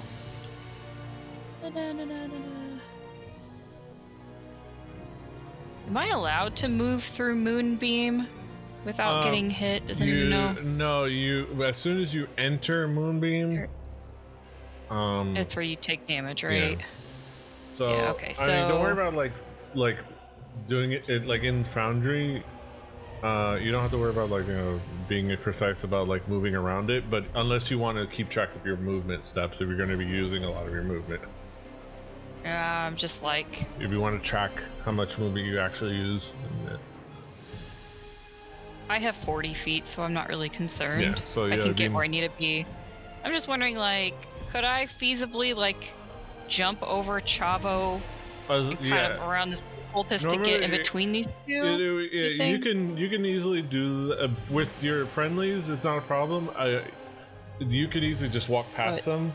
Okay. Also, but I'm gonna say flavor-wise, you're a monk, so you just parkour over them, just for flavor, just for me and for the audience at home. I'm parkouring over. I'm gonna go between these guys. Yeah, and then there's plenty of movement. They would cause like difficult terrain, but that shouldn't be a problem for you, technically. But you like hop over their head. You do like. You remember Prince of Persia, that move that you have to wall do? Run or something, kind of? Yeah. Like a little wall run over their head. You have climb. Yeah, technically. You climb on the wall. Got all the feline agility and all that stuff. All right. Well, nonetheless, I am going to. Like I said, Prince of Persia. That's all Prince. You're anything you think of as like that you do in the Prince of Persia game from like PS2. Yeah, you do. Nice. That's how I imagine it. Hopefully, hit this cultist. Oh, that was almost a 20. Wait, I forgot to. Oh my god! I can't believe this whole time I forgot to unmute. This whole time. I thought I was being a good listener. Just been talking about you. Yeah, you've been a great listener. Thanks, Chris. I had no idea. Oh my god, I was saying so much dumb shit. I was like, wow, okay. I'm really not on my game tonight. So I've technically done 2 attacks, so I'm going to... Yeah. Well, no, I've done... Yeah, bonus action is going to be... You have your 2 main attack actions. Now you have your bonus attack. Your bonus action. Okay. Like a. Yeah. I'm gonna do flurry of blows, but my quick link down at the bottom is like it's no longer working. I'm like, oh shit, I gotta reset that. So let me find. Flurry of blows. Knock him into the moonlight. Knock him into the moonlight. So, attack this guy again. Normal damage. Oh my god. Oof. Oh. That's a horrible noise. That's 2 critical misses in 1 episode. Damn. That's bad. Damn. Did anything terrible happen? Also, is this guy? I don't do fumbles. You can flavor it however you want, but I don't do it. Is this guy prone? I see a little. What's that little prone, icon? so you have advantage. I have advantage. Okay, so do I just roll again? You can. Okay, so. Or how should I do? You should be able to. On the. So. Because and I missed the thwack staff miss, so I technically got advantage on that one. Yeah, so you just click attack again on that one, okay, and then let's see what happens there. Okay, and then next, okay. Yeah, that's still and then do the same with the other one. The attack. This one. Okay, so that'll be that one. Oh my god, another 2. This is terrible. Okay, so that makes up for the advantages. Okay, last one. Let's hope this one actually works. I'm gonna do attack with advantage. Yeah, with advantage. Yeah. Come on. Oh. And there you go. The orange Jesus giveth, and orange Jesus taketh, and orange Jesus giveth back. Okay. If Wind and Summer punches someone with her bug smashers on, and a nat 20 is rolled, target takes an additional 2d6 poison damage. And must succeed on a DC 13 con saving throw or be poisoned until the start of my next turn. So yeah, roll your critical damage. We'll roll our critical damage. And then you can just roll the D6, the 2d6 manually. It's in the little tray. 2. Oop, not 23. Oh my god. 2d6. Not bad. And let me see, what does that do? He's barely. Wow, he is 20. Barely holding on. No. Barely holding on. But okay, so what was this? Is DC 12 Constitution? DC 13. Okay, Constitution. Con. Let's see. Normal. He rolls a 21, a natural 20 for a 21, so he does make the save. He's not poisoned till, but he is. Okay, but he took his damage. Hanging on by a thread. Oh my gosh! All right. So ends my turn, everybody. That was fun. Dope monk shit. Yeah. And, all right. Okay, got it. Tumbao. Woo. All the way over here, and I'm glad I figured out to unmute my mic. Ow, my elbow. So let me see here. So I'm over here. I've been trying to come up with the strategy on what I wanted to do, and then every so often more and more people kept dying. So then I kept adjusting said strategy. And I think what I'm gonna do is I've been looking at I wanted to know, does magic missile work on the spiritual weapon summoned by the cultist? No, you can't attack it. It is just this thing. Like it's not an entity itself. It's just an extension of the caster. Yeah, not a hit the problem. But is casters. it like, would I, as a wizard, would I have? How would I know? Would I have enough knowledge to know? Yeah, you know how that it's like a works. That's how it concentration- works. Oh, okay, so it's like a concentration spell. It's almost, it's pretty, it's yeah, concentration spell, but basically, yeah, it's just, yeah, you know that you just attack the caster and it'll deal with the, I don't think it's constant. Oh, let me actually, is spiritual concentration? That would change. No, it's not concentration, but. Oh, okay, so then that's not what I'm going for, and it's. But the only thing that it affects is whether each attack makes it possible for it to. So you know that it's not being concentration means that it obviously when he dies it goes away just like anything. But concentration would only make it so that for those spells, any attack would possibly make him break it even if he doesn't die. But that doesn't apply to spiritual weapon. That's what I was wondering, because I was gonna say if I had something with range, it would have happened already, and especially with the fact that he's had the living shit beat out of him.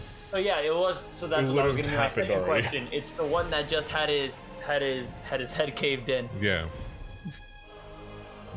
And now, okay, so then I guess I'll start with my first attack from where I'm still standing.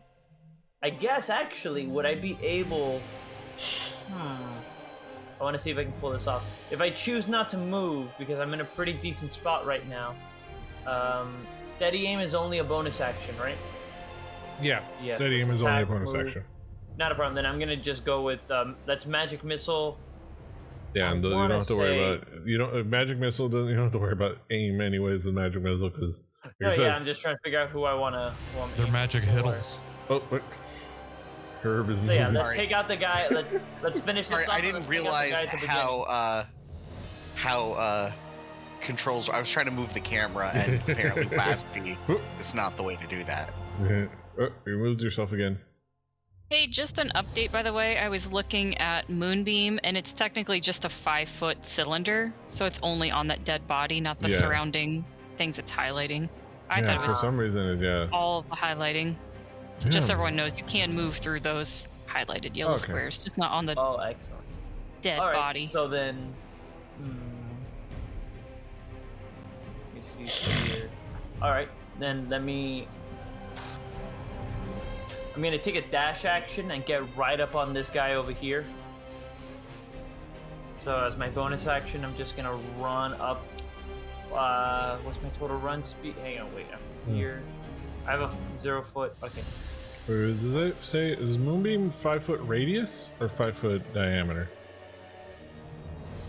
One moment. Where did it go? It's a 5-foot radius. So 5 foot to either side, so 10 feet wide. Oh, okay. That's what radius is. Yeah. Hang on. I was right over here. Why did I say diameter? That's weird. Right over here. Yeah, it wouldn't be diameter. It would be 5-foot radius, right? 5, okay. 10, 15. That's why it highlights those. Yeah. 25. That okay. So to go over here, it would be actually 1, 2, 3, 4. That's me crossing that way, 15 feet. This is. Trying to find the path I want to go to. You know what? I'm gonna just move over here, 15 feet up front. And so wait, are Sue and Chavo occupying 2 separate spaces, or are they Chavo should be in the same spaces? Let me see. Chavo, Sue is sitting on top of Chavo. Okay. And so would I be able to get past Chavo easy? Yeah, friendlies would be easy to get past though. Yeah. Oh, okay. So you can't stop in the same space with them. So if you want to you want to just like get to like maybe here. Yeah, I can. Let me move on over here then. Yeah. So that way I can get there without Because I'm also close to summer, so then I can do that. So you're using 50 feet I'm gonna of attack movement? now. Yeah, I think I should be able to attack fine. So how much movement you use? 50 feet of movement. Are you doing bonus action dash or something? Yeah, that was my bonus action. Now it's just gonna attack. Okay. Yeah, you're using a cunning action dash. Yeah. And now you're gonna use your attack with your action. Mm-hmm. Let's just go with a big ol' stabby stab. I don't know why it says disadvantage. Hang on, wait. Where's the? Well, hang on. How do I? What I would roll to hit would be over here. Let me load it up. Tributes. Let's actually attack with this good old short sword. Hang on. Can I open it up? Where's the chat? Yeah, it should be there. It should be in the chat. You can just press attack. Yep. Attack. Oh, I'm not targeting anybody. That's why it's doing that. That makes more sense. Attack. Normal. Ooh, 25.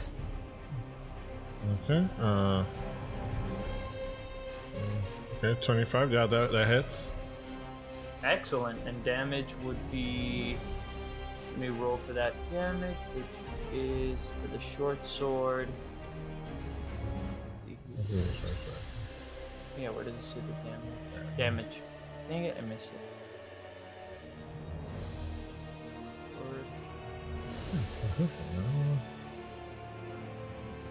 What's the damage? Normal. Ooh, 4. Excellent. And you should be able to get your, since there's another enemy there, you should get your sneak attack damage.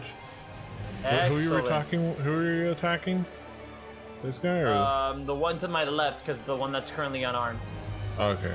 That one? Yeah, they're being flanked currently. Would they be? No, they're not flanked because But there's somebody else. There's a friendly within 5 feet, so you get sneak attack. Okay, so let me go over here to where my sneak attack is, and let's do it.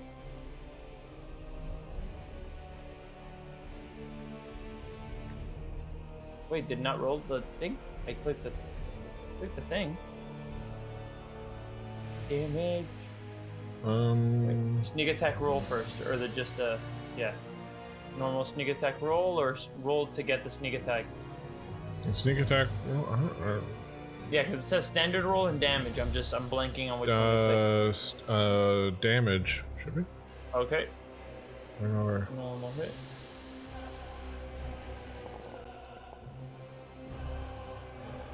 Wait, no. Didn't I need to roll with advantage to see if I hit? But I guess I hit. So that no, it's just your sneak attack damage. You should have heard. All right, so 23. you murder that. I am very much done with today at the moment, because the moment I walked into this room, someone was just like, "Hi, how are?"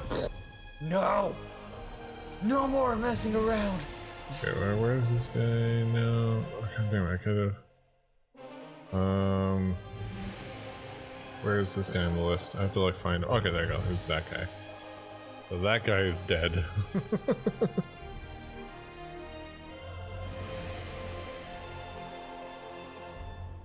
I just want this guy on the hanging by the skin of his teeth to just see me turn another man into mush, and just see me turn at him down at the angle. Just no. Dude, he's already prone on the ground. Giant green woman murder his compatriot. Yeah. It's like. Oh Jesus. He seems almost accepting. And gives a smile. It's looks up a little bit. Almost death. Maybe it's just fine for him. Oh no, you shouldn't get it. All right. I believe that's it for your turn. Yeah, move action. The dash was my bonus action, so that should be it. Perfecto. All right. That is a heck of a turn. Oh boy. Okay, so this guy Luckily, I have a lot of a simpler turn with these. Roboform, I get it. Okay. Roboform decided it needed to update right now. Alright, so just is gonna target Herb with his longsword. He's gonna miss, so he comes down with his longsword, and Herb, you are able to like definitely just block it with your shield and just like parry it to the side, no problem.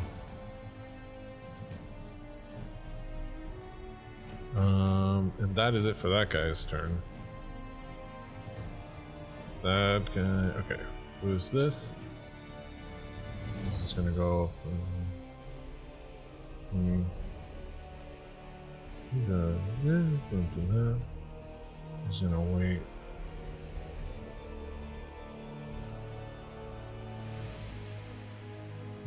Or is he gonna wait?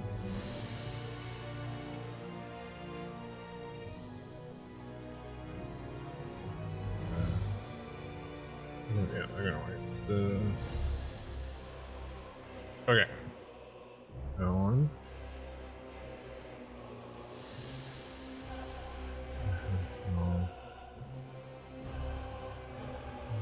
Okay.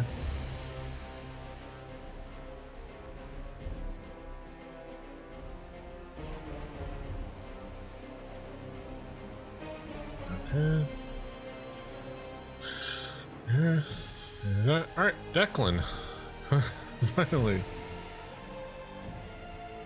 Hi. There you go. Alright, so you have your action, bonus action, and movement. And you have about 30 feet of movement. What would action, bonus action, and movement. So you... Okay. The easiest thing would be just you know, Argem Artenum, this dude to the left of you, and just... Yeah, let's do that. So, if you double click it, or yeah, if you can just do an attack with Aurum, and attack Aurum, and this says hit DC +5. And 1d4 +2. Okay, so just hit where you where do you want to roll in D&D Beyond or Foundry? We're gonna look here. That's 4. Okay, I'm gonna try it in not D&D Beyond. I'm gonna try it in Through the Tomes site. Okay, so if you go in here, if you double click your token, you should have your thing, and then next to your, in inventory? Or, inventory. Yeah. Next to Aurum, you should be able to hover over the picture and click it. Yep. And then, I don't know why you keep, I don't know why it keeps putting disadvantage. I gotta figure out why it keeps giving everyone disadvantage automatically.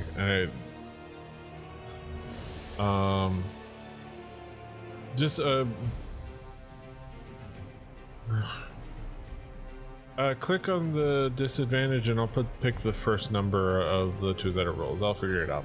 Click disadvantage? Yeah. It's supposed to ask you if you want to roll with advantage or disadvantage, but I don't know why it's... A window came up saying Aurum attack roll. Yeah. Public roll. I'll hit disadvantage again. Hit it, or if it gives you another option, yeah. It gave me advantage, normal, and disadvantage. Okay, normal. I don't know why. 4. Okay, yeah, you did 9. Okay, unfortunately, the guy comes up and he's like, you try to get around the shield, and you unfortunately don't find. You just kind of like swing too wide. All right, it's not very effective. Yeah. So you can do the same thing with your Argentum. Right, Argentum. And hit click disadvantage and... I guess if for some reason it says, you know what? I guess that's for everyone. Just click the disadvantage and it'll ask you normal, disadvantage, advantage. Normal. So Drew, if you're paying attention, it looks like if you just click disadvantage, 18. It asks you if you want to normal, advantage, disadvantage. So just ignore that it says disadvantage. 18, that added up to a 23. Okay, perfect. Yeah, that definitely hits. So just roll damage. Oh, you think you bad, huh? Well, get ready for this one.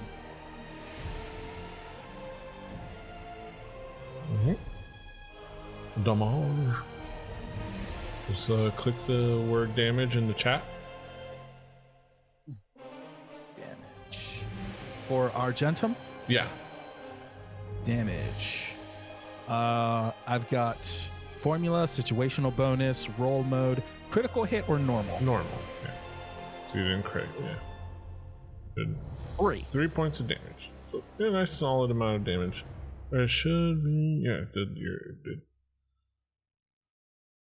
And after hitting him, I start doing sort of a Bruce Lee Jeet Kune Do kind of thing. Yeah, absolutely.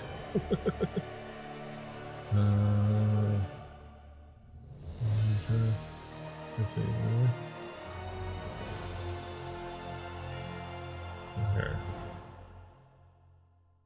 Okay. Expand one superiority dice. Alright. Is there anything else you want to do, like any like maneuvers and like with your fighter maneuvers or anything like that, or you just want to stick with that? I'll do some maneuvers. Yeah, because if you wanted to do like there's precisions, you have to take an attack turn. Where you make a weapon, like there's you have, let's see if I don't want to. Okay, you can do precision attack before any effect. I remember seeing that somewhere. You make a weapon attack roll, you can expend 1 superiority dice to add it to the roll. I think it adds to the attack roll. So if you wanted to, I don't know how many. What's your superiority dice? Let me just try it out.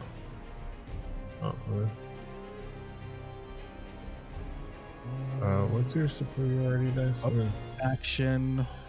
This is the bonus action, right? Yeah. Let me see your super. Okay, you would have a D8. I do. Okay, so you have 4 of them. So let me see. What was your attack? It was a 9. I'm gonna say it's something that you could do in the future. So it attacks it can make you it can add to the attack roll normally. So like you would have been able to do it to the miss. I would say that you can kind of like infer from your experience as a fighter that initial attack roll couldn't have done any better. And it mathematically wouldn't have been able to make that first attack a hit anyways. But that's a good one to have in the future when you make an attack. If after the attack it just like barely, like I can say like, oh, it barely misses you, think like mathematically. I'll try to let you know if it doesn't make sense to do it. So if I barely miss, I can use the bonus action to try like add a D8 back around. Yeah, you can add, and you would do an add a D8. And you would use one of your superiority dices, so you could possibly get it up to an 8. So the most you could turn that one would be a 17. But like if it was a DC hit an AC of 15, like okay, that may be worth it to like maybe make that a hit. So that way you like okay, you rolled a little badly, you can kind of like give yourself a little bit an edge as a fighter. I see. So, okay. All right. Good thing to have in mind in the future. All right. We also have a couple of other maneuvers if you want to look them over while everyone else is doing things. I see Commander Strike and Lunging Attack. Yeah. So you can do like something to command. You can use a bonus action to command somebody else. That would be something that you can do in the future. Okay, so yeah. So if you want to, like, what should I do now?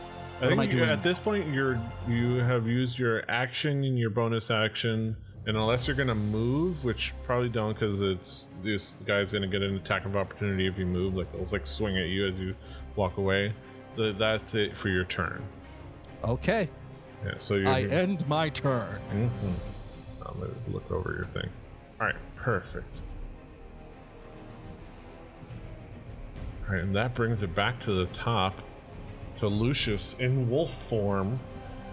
Oh my goodness. So question, are these blades, these spiritual blades, like floating in the air? Yeah, I mean they're not something that you can attack, but like, and they don't get attack of opportunity. But yeah, they're kind of. Can I run under it? Yeah, you can move. Can I just go like straight through it? Yeah. Yeah. Okay, cool. So if I go 25 feet, okay, cool. I can move.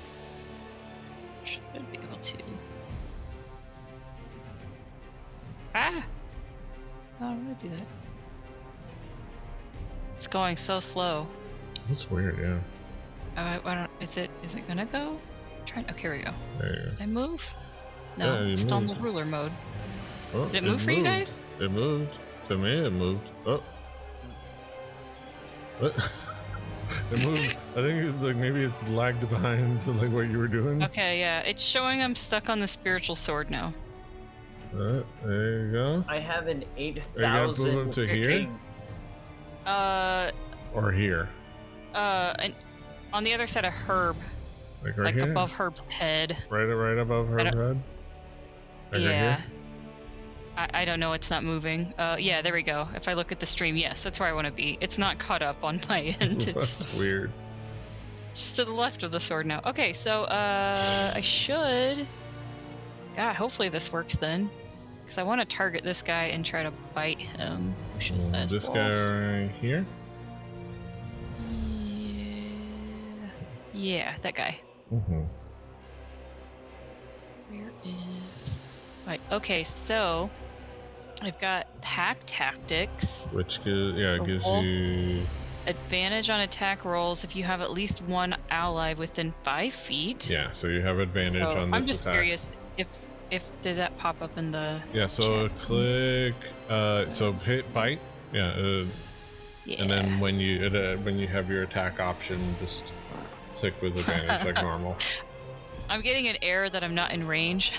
It's weird. Oh, because you probably have yourself selected rather than the wolf. Oh, it moved. I don't. So click on. Okay, let me move. Click on there you Lucius. go. Okay, now there we go. Now it's caught up. Okay, click on Lucius, and then now move him.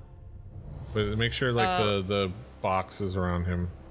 I'll let go of him. Yeah, there's an orange box, and then. Okay. Technology. Okay. He's not moving. It's broken again. That's weird. It moved for us. It moved for me. That's so weird. Yeah, on my screen it's not. Can you try moving it again or something? Like you did something that moved it. I don't know what's happening. I'm so confused. Okay, so move there. Did it move it again? Wow, look at those pings. Man. Damn, yeah. Holy crap. What's wrong with my internet? Because certainly, notice that's a different. Who is not having those pings? Which means that because you're all coming to my computer. So.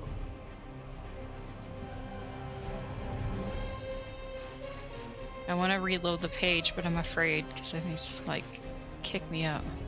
Oh, hey, pack tactics just showed up on my feed here. That's good. Okay, so he's gonna bite this cultist, the one next to Herb. Yeah. Okay, so I should. Let me see if it. Oh wait, why did he move back?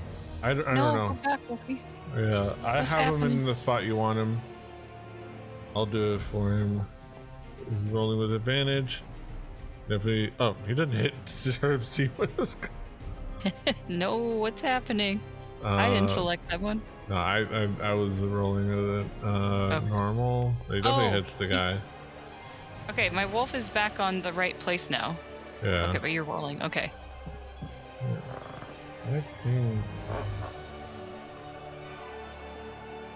he's moved again.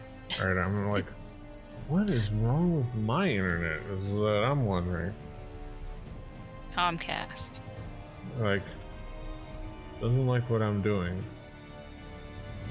My speed test looks fine. Oh, well, maybe. Oh, no. What are people doing on my internet? Not my internet, this is our internet. This house's internet. Alright, pay for it. It's Herb Seawisk. It just showed up. Yeah. I don't know. Ignore that. Okay, so does 10 points of piercing damage. Oh, okay, let me see. Let me make sure it's targeting properly. And for what I'm reading, I think that's all the wolf can do. I think I just get the one hit, though. Yeah. That hits. Okay, and then this is all messed up. What in the heck? Okay. All messed up. Go. Don't know what to do. There was something. Now it's not showing up. My bite thing is all messed up. But it said something about like they also have to save on some thing, or they'll be knocked prone or something like that. Okay, cultist succeeds. Okay. Okay, so it takes the original damage. I'm like here, like trying to make it happen. No, I appreciate it. Try to keep it moving. Yeah. Yeah, I'm like, the ping is ridiculous. I don't know why.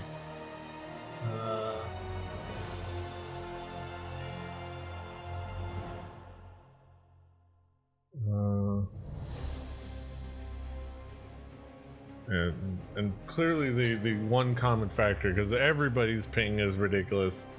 I'm gonna and minus. Notice that's the ones that are in 4 digits. Are the ones in the same city as me. The only ones in the 2 digits are me and Cam. So, we're in the 5 digits. So where does it's getting progressively worse. I'm more impressed that I'm still technically the second lowest ping. It's like, oh my goodness. I mean, at least that makes sense. Yeah. We do have terrible internet. Alright, I don't know what Comcast is doing to me. Is there anything we can do on our end to help, like shut off video feeds? No, I mean, no, we are 100% a send issue. Comcast might think that we're up to like it's more peer-to-peer transferring.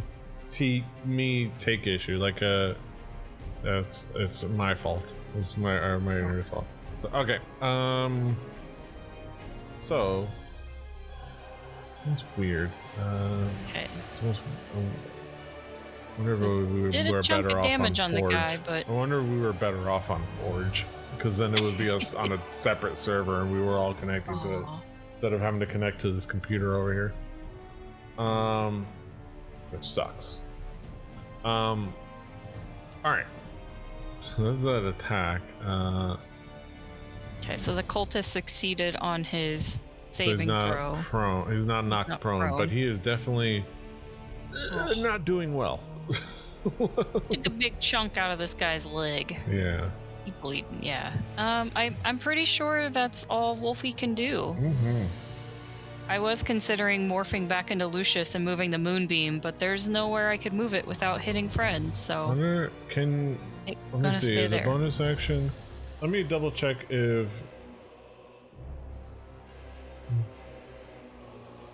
Yeah, because in my spare time here, while you guys were going, I was trying to read up on like wild shape and what. There's a lot of like, you can't do this stuff while you're transformed. Well, yeah, yes, you should be able to move a moonbeam. The casting a spell is purely bringing the spell into existence. Yeah, you can move it while in wild shape, as others say, but it should be clarified that moving costs an action, not a bonus action to move. So it would be an action to move moonbeam. Okay, that's good to know, though. Thank you. Yeah. So you can sit there and like do Moonbeam, but you wouldn't have any bonus actions, and the wolf only has actions. Okay, if the bad guys are still alive by the time it comes back around to Lucius, then it's like Tumbao, myself, and Chava would all have to be out of the way. Yeah. And then I'd probably throw that thing like in the doorway in case there's more people coming out. Yeah. PD. So they'd have to run through it. That's ideal. Yeah. But didn't think about that. Yeah. What's up? Also, okay, no, never mind. Because I keep forgetting this thing has that radius that goes into other people's tiles. So no, I can't move it or it hurt people. Yeah. So that's it. Mm-hmm. Okay. That's Wolfie's turn. Okay. All right, Selena. Chris, did you have a question? No, I sent it as a private message, so whenever you're able to take a look. I was just wondering, because it's something that I think could be interesting because of what you were trying to do before with the story that you told me. Oh, okay. That I thought it might be interesting, but you can see it there. It was just related, and it's for you, Mr. Man. Okay. Yeah. I'll. There it is. Yeah. PD, only your video stream is alive on Twitch, by the way. Damn. It's automatically cut everything. Wow. Yeah. Oh yeah, because I'd opened up a different thing. That's weird. I can't look at another chat. There you go. Oh, they're popping back. Okay. Yeah, they're popping back. I have to hop back in. Now they're gone. Yeah, they're gone. Now they're back. Yeah.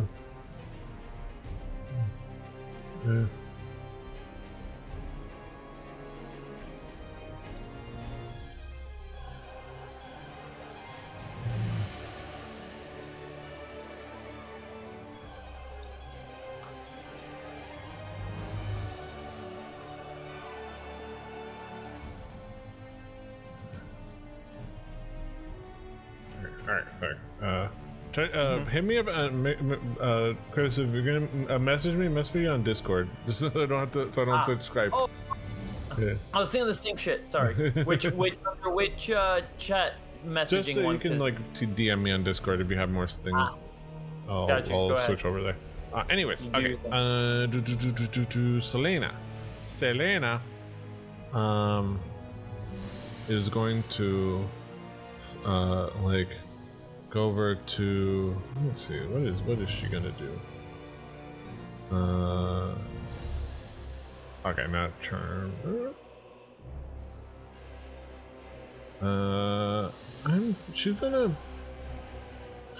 She sees this fight and knows that it's going well for you guys, so she's gonna go over here where the dead, unless there's another person. There's no person here, right? There's the guy in the doorway that's barely alive, but he's on the ground, so he shouldn't get an opportunity. Yeah, but it's just basically nobody's occupying the space. Yeah. Okay, so she's gonna go over there, and it's an action. What is it? Is it an action? Okay, no, she's gonna.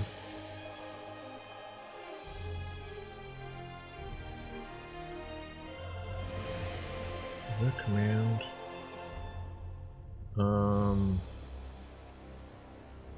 Okay. Yeah, I think she's gonna reach out with her, kind of reach her fingers out at the.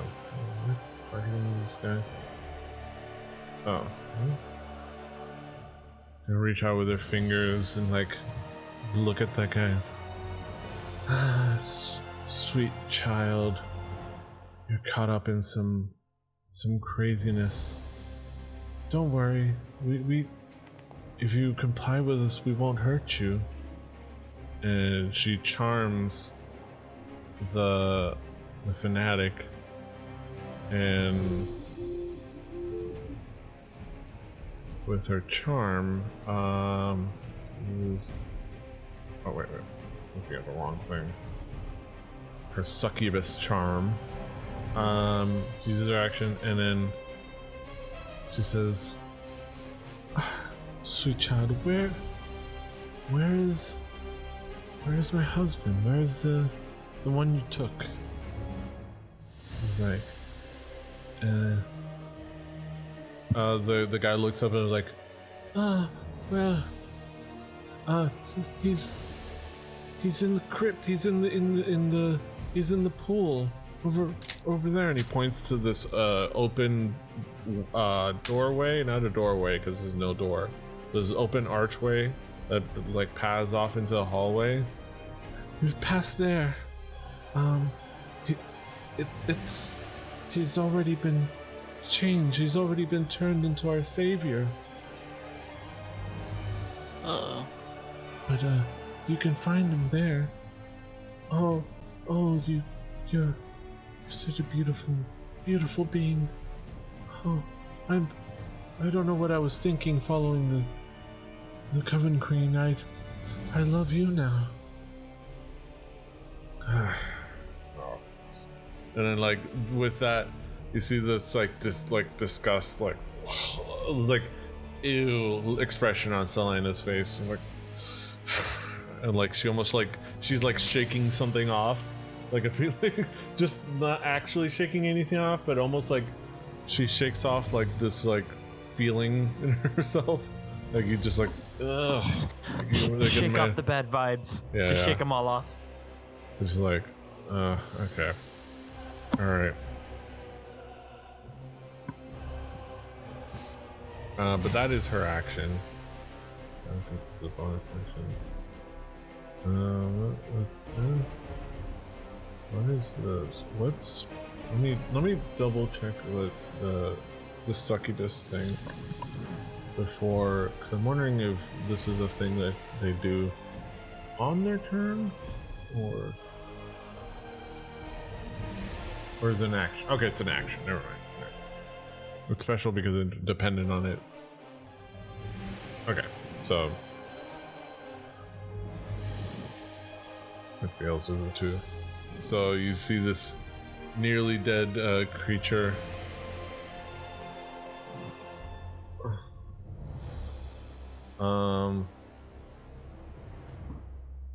Nearly dead creature.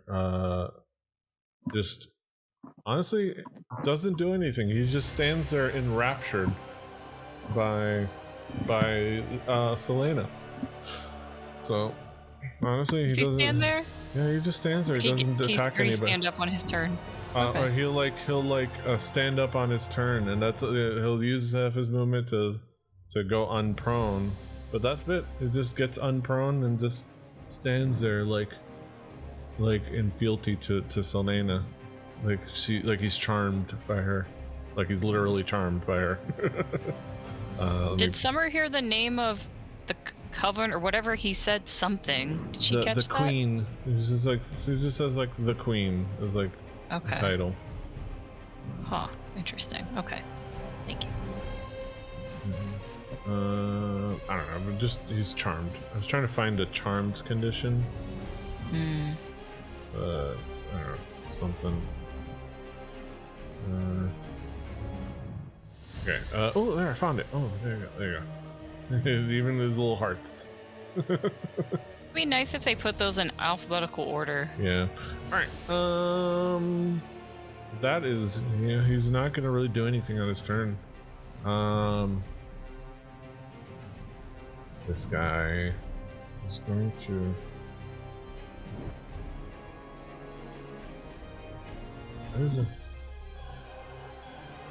Okay, this guy appears at the door.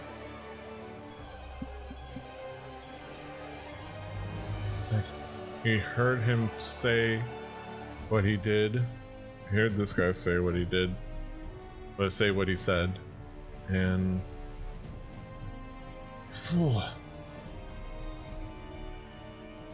He looks at it, how charmed he is. He's like, decides to just.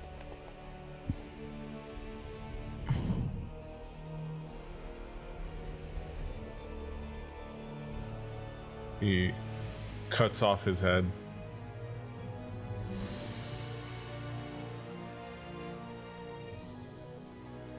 Out of disgust. That escalated quickly. And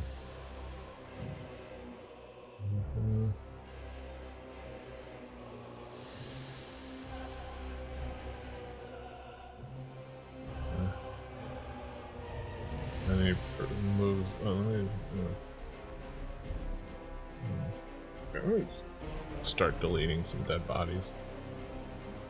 Just to get him out of the way. Nice. Just to clear up. Clean up duty. Yeah. This guy's dead. Get him out of the rotation and. Oh yeah. Just to kind of like less clutter. Yeah. All right. So this guy moves in, cuts off this guy's head, and comes in with his scimitar out. But that's it for him. Mortal. 5, 10, 15, 20, 25.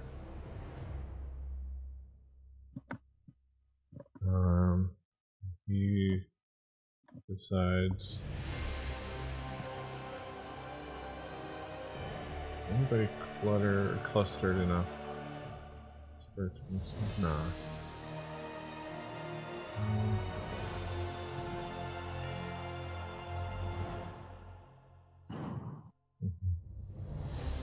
Oh my god. Actually. For diameter. Here.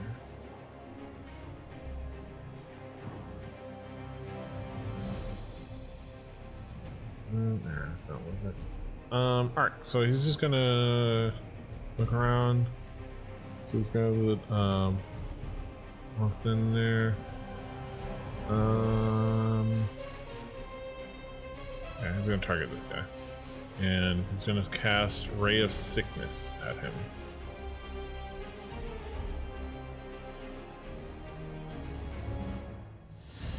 Okay. It hits him. For the 21. It does 10 points of poison damage. And which kills him instantly. He pulls over. You see this this bluish green ray come from his hand that hits him, and then he starts coughing up blood and bile, and he bowls over and dies.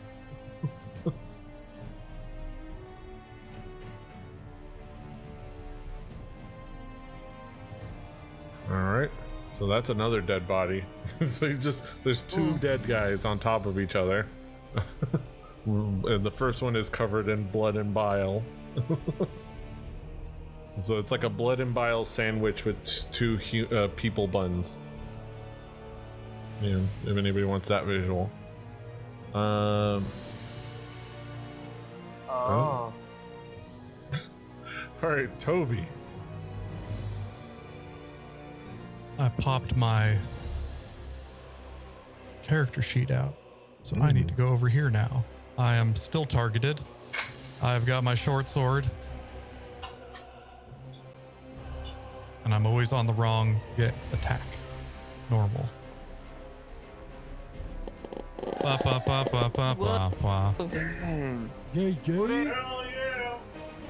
Doing pretty good tonight, guys. So lucky dice tonight. So where do I roll the damage? It didn't pop up with the thing that says apply damage. Does it say critical? That's what it changed on mine instead of apply damage. Thank you. That's exactly what it did. Yep. Hell yeah, critical 9 points of damage. Hey. Nice job. We'll take it. Toby doesn't use his shorts. Yeah, Toby doesn't do close combat very often, you guys. Okay, so this is who is he targeting? Very exciting for him. Or this guy, right? Yes. Okay. Nice. And he got. Yeah, and he's dead. Okay, cool. Nice. There's more than Good job, Toby. There's enough. He died from being pierced too hard. Piercing damage. Got stuck. All right, that's your action. What's up with the floating sword above Selena's head? So the sword of Damocles. So that is Herb's spiritual weapon. Oh, okay, gotcha. We have many swords floating through the air. At least we did. Oh, and this one died, right? And then The cult fanatic that was over here died as well. So let me clean that guy up. That means this sword dissipates as well, the spiritual weapon. What happened to the guy in the doorway? He died. Oh. The mortal hit him with a ray of sickness, and he threw up and shit himself. Good lord. Okay. Oh, the one at the end of his rope. He Nice. vomited and shitted in. Mortal, I know you are a turtle, but you are cold-blooded. But piss. He just blows on. He just breathes on his nails and shines his shell with his nails. I'm just imagining it crazy slow, just.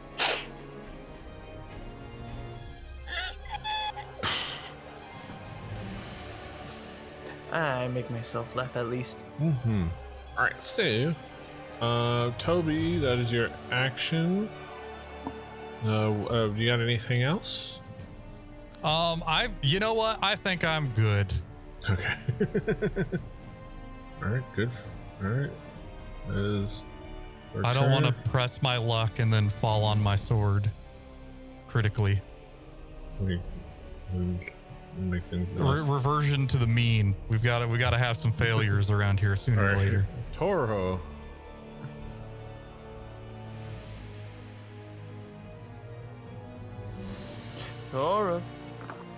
Toro's here. Toro is trying to figure out. He's just a little guy. Because this guy's dead. Yeah, this guy's dead. There's only one left. There's only one over here. I'm just imagining Toro sprinting, screaming, just tackling the last guy. He's just a little guy. You know, I was about to say I could do that, or I could just could I just move and then cast a spell on him so that he's like disabled? Yeah, right? Okay. Because I have a feign death that I can throw at him. I think feign death is self? Or, I don't know, wait. Let's see. Oh, you touch a willing creature and put it in a cataleptic state that is indistinct. Yeah. It's more like if you wanted to make somebody play dead. Oh. I mean, yeah, you could. Well, I mean, I do want to make him play dead. So if you want to do that. But you have to touch a willing creature. Let me see. I can't even walk that far, can I? No. It says touch a willing creature. Willing. Oh, okay. And he wouldn't be willing. There isn't even a save for it. So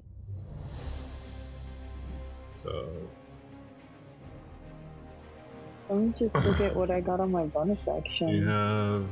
You still have your action. And you have things like shocking grasp, poison spray. Yeah, maybe you'd have to touch poison spray. Maybe I can go over here and just spray him. Yeah, you can go for that. Yeah. Move in more advantageous position and spray him from away. So I'm going to shuffle around this body and this person here. I'm going to shuffle here, and I'm going to poison spray this guy. Okay. Poison spray. So let me go ahead and press damage. You should automatically click for damage. I wonder if it's gonna automatically. Oh, no damage on no targets. Oh, let me do the saving throw. No, that's fine. Let me do the saving throw for him. I'll do it. Boom, boom, boom. Ooh, just barely. 13 missed. So yeah, he does not. So he takes the damage. So he takes 14, which honestly any damage, dude. So he's dead. Nice job, lady. You did it. Yeah. Go team, go. I like being able to just bounce around this So you killed the only person in the room. Win. No matter what. So outside of the room is y'all's problem right now. Yeah. Is there like a god or something down there? I've heard. Toro's like confused because he's been in the back of it. Like looking. He's like looking towards everyone. You're the person I'm gonna go ahead and make the that's suggestion. Really aware what's going on. We got the hint that there's some like kind of our end quest is down the open hallway. I really think we should have Lucius move the moonbeam down that hallway in front of us as protection. Is that a thing that can be did? You can move it 60 feet. Does he have to have a line of sight? 60 feet. Is it like a Nightcrawler type thing? He can see right down the hallway. He's got a like a straight barrel view through the hallways. I mean, maybe we let what's her name go first if she wants to, but he must be underneath somebody. I don't see where he is. On each of your turns, you can use an action to move the beam up to 60 feet in any direction. So, just a suggestion. That's a pretty powerful spell. We could keep using it. It lasts a few hours. So, just an idea. That's an idea real quick. But for now, let's keep going on the... so, Toro... I think that's it for... you don't have any bonus actions at the moment, I believe. So I think that's it for your turn. Solero.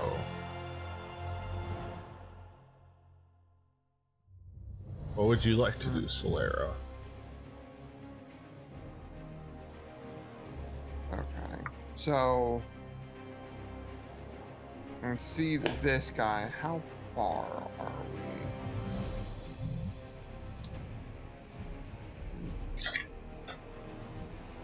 No. Well, that door is open. That door is open, right? Yeah. Let me draw some real quick. Go close it.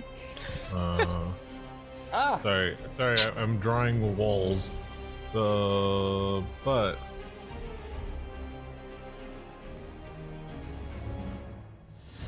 okay, so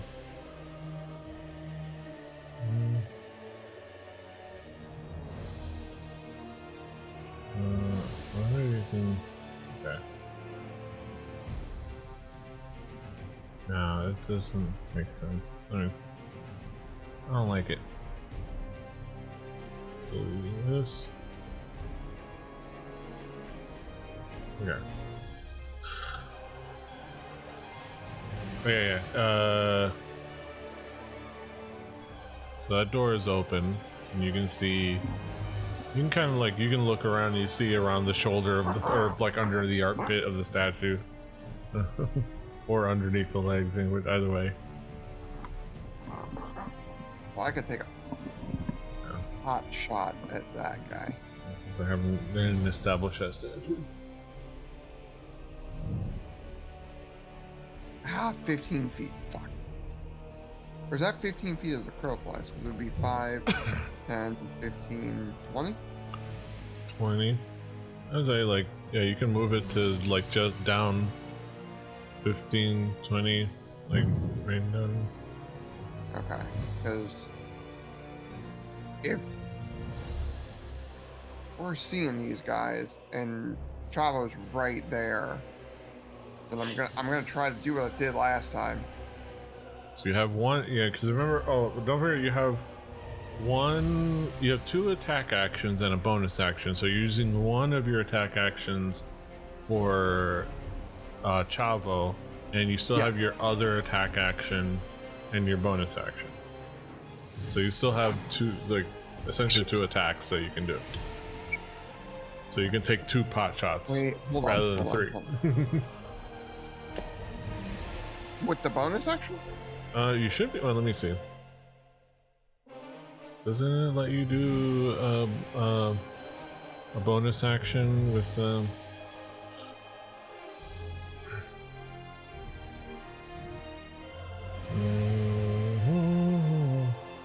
me look at let me go on D&D Beyond. Oh, you know what? Before Chavo does anything, hold on. Wait.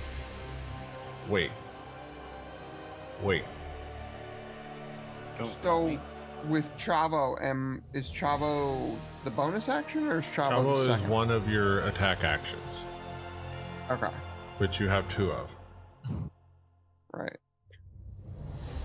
Oh, 2 weapon fighting. Okay. You attack with okay, never mind. So your 2 weapon fighting is only for your melee, but that's fine. Mm-hmm. When you use the attack action attack with a one-handed weapon, you can use the attack with a hand crossbow you're holding. What you have is if you happen to have a crossbow in the other hand. Gotcha. If you ever come across a crossbow, or if you want to pick one up, that's an option. Just let me know. We can buy one in town. For now, I'm gonna get Hail of Thorns. Mm-hmm. And then hope I hit. Ooh, yeah, Hail of Thorns. That's a good bonus action, yeah. And that's another thing. But you're still concentrating, so the next hit within a minute should still count for Hail of Thorns. Okay. So the next time you hit somebody with your longbow within this battle, you're gonna still have your Hail of Thorns. So it's to be good. Okay. So then let's see if Chavo does his thing. We move like 5, 10, 15. Who is he targeting? This guy? This guy? Guy on the left? Yeah. Do like that and say you move 20 feet. Okay. Either way. Ram, yes, definitely hits. Damage. Roll both of those. Okay, and then what was the save again? The save is a 12. Oh, EC 12. Oh, frack. I accidentally put 10 damage onto Chavo. He hurt himself in his confusion. Well, he killed him before. So it was no. Oh, damn it! God damn it! It keeps reselecting him. So yeah, no, the initial ram hit him, and he sent the corpse flying about. I'm gonna say flying about 10 feet back, dead. Side note: I don't know if this is a problem or how you want this to be, but I'm getting nothing from Chava, which makes kind of sense, but feels weird. Wait, what happened? Oh, I just don't. Chavo can't see anything. Oh, that's weird. Let me double check if the token has vision.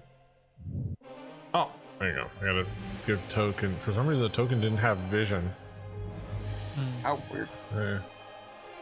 Wait, now I don't have vision. Wait. How do you have vision? You move. It looks like it feels like. Oh no, because if you're selected on that one, you're seeing what they see rather than what you see. So you have to select yourself again, and then you see what you see, or you have to select a shift to select both. But if you click yourself, you see your vision. If you click Chavo, you see his vision.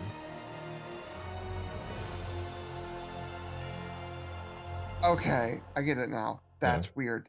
Yeah. But that's what I forget that I have to. That's what I do with all the time because I have to look at every card. Because the thing to me is I'm telling Chavo in general go attack those guys.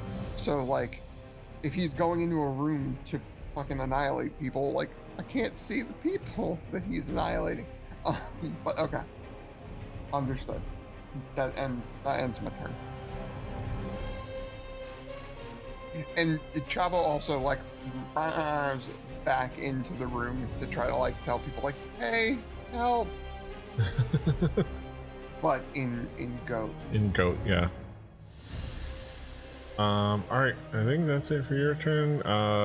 Yeah, Herb. Well, so we know this hallway, sort of to my left, is where we want to be. Yeah, he says oh, it's over there. So I can move. How far can I move? And you now have an idea that there might be something going on in the room that the goat just ran into. So you have 30 feet of movement. So you did 5, 10, 15, 20, 25, 30. You can use your bonus action. You can use your action to dash if you want to, since you're not going to be probably. Yeah. So you have another 30. Or is it? Yeah, so it's double.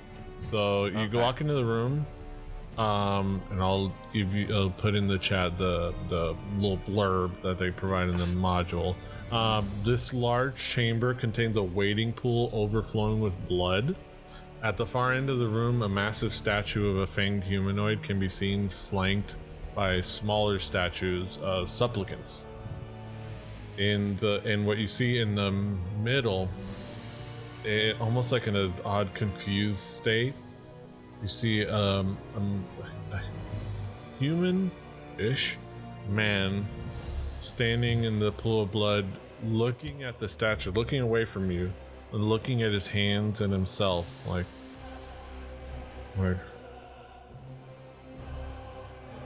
I just sort of very cautiously sort of say to this person, "Hello, friend." It's like, hi, you don't look like one of them. This is crazy. I don't know what's going on, and I feel weird. This is a dumb question. Do we know if this is our succubi friend's husband? I'm gonna say from all descriptions, and you're pretty sharp. He seems to fit the description, except for one detail. Okay. He's a lot paler than like everything else fits, but he's paler. Do you by chance know a succuba named Selena? Selena? Yeah. Yeah. Is she okay? Did she send you? Oh my God, what's been going on? Oh my God. She's just in the next room. She asked us to help find you. I think we maybe did that. Yes. And I sort of, I guess, like, kind of yell down to everyone, "Hey, I think I found our guy." Yeah, and with that, I'm gonna say that's your turn. All that. Yeah. Very quick 6-second conversation you guys have. So Stu is like, well, Stu hears Chavo, and understands what Chavo means. Like, they're buds. They know what each other needs. So 5. He flies over to this guy.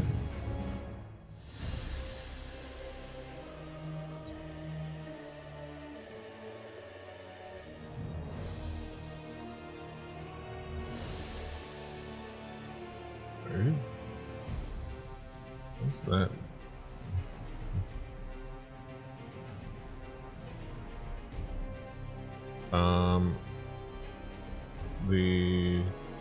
So he stings him. Okay, so you're gonna attack with a sting. It hits, damages him. Does he fails 7. So it's DC 11, so that's 4 points of damage. Let me see what the sting is. So if he fails by 5 or more, then so it's 4 points of damage. So takes 6 points of piercing damage.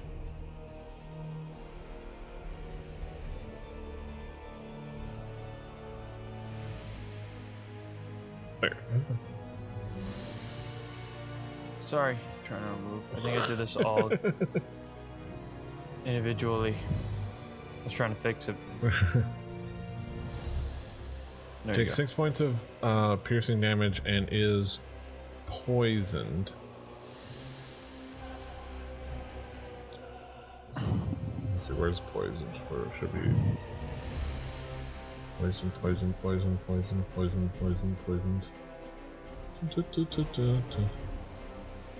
That guy is poisoned.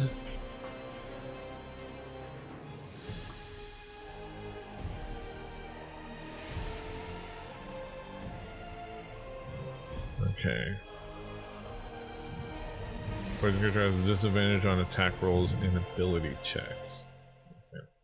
Alright. That is Sue. Summer. What would you like to do? I guess I'm gonna go see what the hell's going on in here.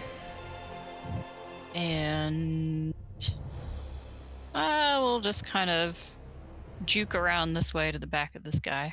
You're going to flip around from Prince of Persia is how I imagine it. Like right. Yes, please. Please attack. Kill this dude. Oh, wow. Hit him with a 14. Yeah. Damage. 9 points of damage. 9 points of damage. That's your first attack. Yeah. Thwack. Again. Get him with this big old stick. Repeat the thwack. Yes. Yes. It's happening. Damage.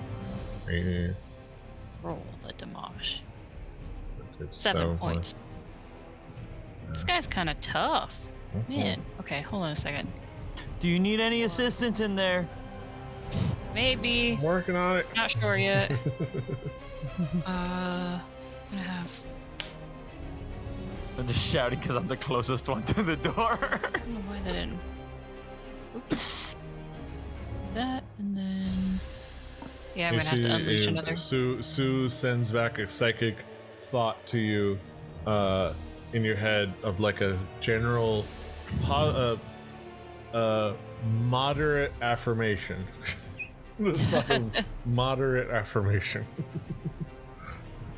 Fabulous. Yeah. I hope that helped. 14. Hit, right? Yeah, that hits. There's 1 punch. Ugh, 2. Come on now. 6 points Another of 6 damage. I'll take that though. We did. That's silly. When I do flurry of blows, it takes away the option to like click the button. So I'm gonna do a unarmed strike. Yeah, you can do it. It's the same thing essentially. Yeah. So it makes sense to do it that way. Ooh, hits. 4 hits. Hell yeah. Mm-hmm. Wait. Roll your damage. Try to attack again. Oh, there we go. Man. So 4 hits and this guy still isn't dead. That's amazing. Yeah, he's hurt. 30. You're like, hurt pretty bad. It's like you do that like thing with your staff where you hit him with either end, and then like you do like 2 kicks, and like he's like, bow. It's on you. Let's go. Let's go. Right. Allow us to go. Mao is up next.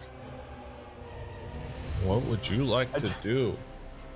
I'm just gonna stride in at this point, just like ready. Just hang on, let me grab my character. Grab me slightly over here, because also genuinely afraid of that. Dude, where's your microphone? Can't hear you. Right over here. How about now? Much better. That's a little better, yeah.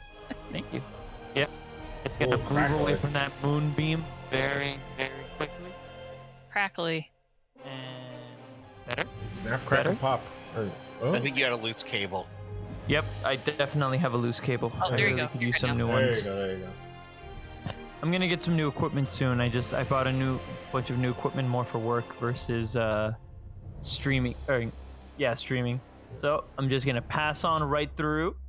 And since we have someone flanked right over here, I just want to go in, like pull the staff off of my back and just go in, topping Wind and Summer for another thwack. Just really pummel this man with some sticks. It's target. I think I have a target. Inventory. Quarter staff. Ooh. Attack. Cool. So you're dropping whatever other weapon, you're bringing out your quarterstaff? I imagine I put it back as I was walking, or is that another action? That would be because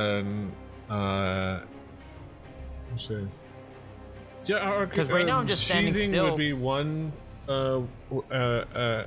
action. Let me see your character. That's fine. I was just doing it more for flavor than anything. I'll stick with the short sword I pulled out. I thought the rules was like you could drop a weapon and then unsheath a weapon. Yeah. You drop it unsheathed. Where are you at? Or where did you move over here for a little? Oh. Yeah, I went through the door. Well, you're Wait, like how did I get over here? I have no idea. Right there. Oh, it's the ping. Again. It's the ping. I have the worst ping in the group, or one of the worst pings in the group right now. Okay, let me move you. Please. Okay. Thank you. All right. Yeah, we wanted to, just as a. Okay, I'm just gonna put. Can I put like Sue on? Since I'm standing in the same space, Sue's just sitting there. Sue's like underneath you, like in your between your legs. He's just standing there. Yeah, absolutely. So let's go for that thwackety. Wait, since I have, I wouldn't have advantage at all, correct? I don't. Yeah, no, not flanking. It doesn't give you advantage. No. Let me see. Unless. It does. The sneak attack doesn't do. Yeah, I don't have any form of getting advantage. Sneak attack is it'll be something like steady aim or something like that. The sneak attack is just. Wait, wouldn't I be the one flanking them because they were fighting wind and summer technically? Wouldn't I be flanking him? Flanking is a special thing. I'm not gonna bother with it. So let's just you'll have sneak attack, but. Not a problem. Let me know. But you have that's your attack. You do have your bonus action. Well, with my bonus action, I'm just gonna help. I'm gonna do this. I'm gonna do. Where is it? Features. Come on. I think I can go summary, go features, and please, can I go down the list without my finger moving like crazy? Master of Tactics to help. Use my bonus action to help, and I'm not gonna use my move action anymore. The attack at that target of the attacker. Okay. Okay. So help. So you can do like There you go. And then the help action. And that's help. I'm like. Help action. Lay in your aid. Oh, when you take that, the creature gains advantage on the net. Okay. You feign, distract, and then if your ally attacks the target before your next turn, okay. So Summer's next attack is with advantage. Okay, cool. Okay, so it's probably gonna be next time. So you're gonna have to remind me. Not a problem. Making a post-it note. Yes. So your next attack has advantage. I just like that. I like this idea of I tried to hit him and I whiffed. So instead, I just stood in front of him intimidatingly, and now Summer's just gonna be able to whack him while he's not looking. Yeah. Yes. Absolutely. All right. So this guy, which actually you should be able to see. No, not this one. This guy is technically this guy. So yeah, it should have been on the thing. So because he's caught up with you, you see him, and you notice that despite what it looks like in the token, because I use like similar token, he is not armed. He doesn't have a dagger on him. He's just staring at you with very sharp nails, but not claws, and like just like a maniacal look on his face. And then he chooses multi-attack. A lot of, I'm assuming a lot of just claws. Yeah, and then at the start of its turn, seems to like draw from something inside and heals for 10 points. Regeneration. That wasn't very cash money of him. Let's just say it, the Thrall heals for 10 hit points. Thrall be damned. And he goes in for his multi-attack. He comes at you with his nails scratching at you. A claw.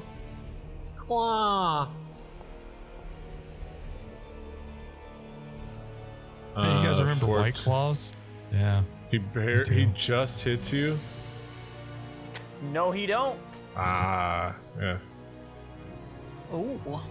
Uncanny dodge. Cool. Okay, so, and then he comes at you with the bite. He seems to like, and then he comes in to bite you. See, I feel like this one was the one I Oh probably wait, no, should have it should be a disadvantage. Sorry. I was gonna roll a nat. Redo. No, well, it would be less than. So yeah, he misses, and the bite. So the bite had to like so. So did the claw miss and then technically okay, so that doesn't count because it's with disadvantage. So the initial, he does not crit. So let's just get rid of this. Yeah, okay. Well, dodged a bullet twice. Yeah. So don't worry about that. Let me just. He just bites you well. Normal damage. It's just leaning in. Normal. Just trying to go right. So you take 6 points of. That's 3 points of piercing damage and 6 points of necrotic damage. Ow. So for a total of 13. 6 points. One moment. So 6 points or whatever. 13. It was 13 total. I got you. It's a good easy number to switch it down to. I don't know what it was. I think it was like more than 6 plus something else. So I'm still confused. Did Tumbao still have to dodge? Tumbao. Oh, Tumbao. Hey, I'm a Hoosier. I've mispronounced things. It's like a Looney Tune. It's because we went back for the disadvantage. Okay, so you can use your so you didn't use your reaction for the first one, so you can use your uncanny dodge for the next one, which makes it miss, right? You should, yeah. right? So the one that's critical. Or I mean, the first critical, one missed, right? The first one missed normally, and the second one hit. So you can use your uncanny dodge to make it miss. To dodge. To avoid the bite for the critical, right? Yeah. Wouldn't it make it a half damage with uncanny dodge? Uncanny dodge. You can use to have the attack. Okay, so you would have it. So you can. I can apply it for you.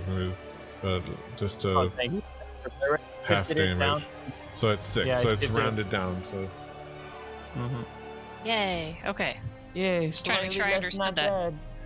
Okay. All right. Could use some help though. Yes. All right. Next up, we have Declan. He's not quite dead. I'm here and I'm totally paying attention. Yes.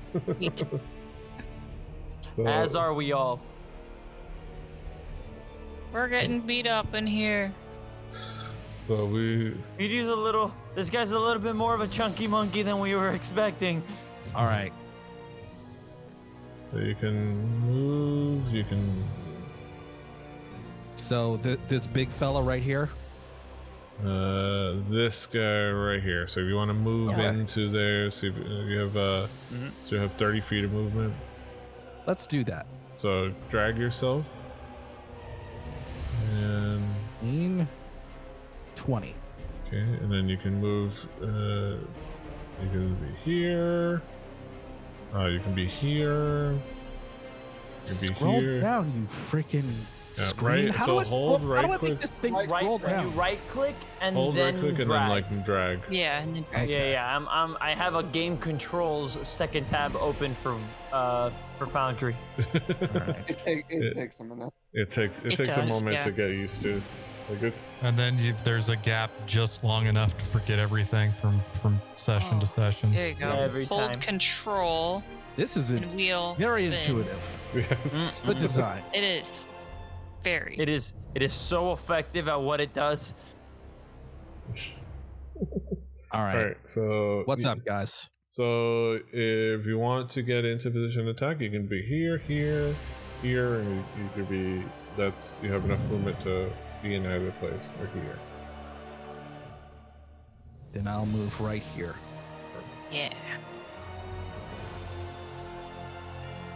I'll stand on that desk or bookshelf, whatever that is. You definitely push over this like flimsy bookshelf. No, I'm standing on it. Yeah. All right. Yes. Perfect. So yeah, you can make. I do a cartwheel handspring onto the table. Exactly. All right, and then you have your attacks.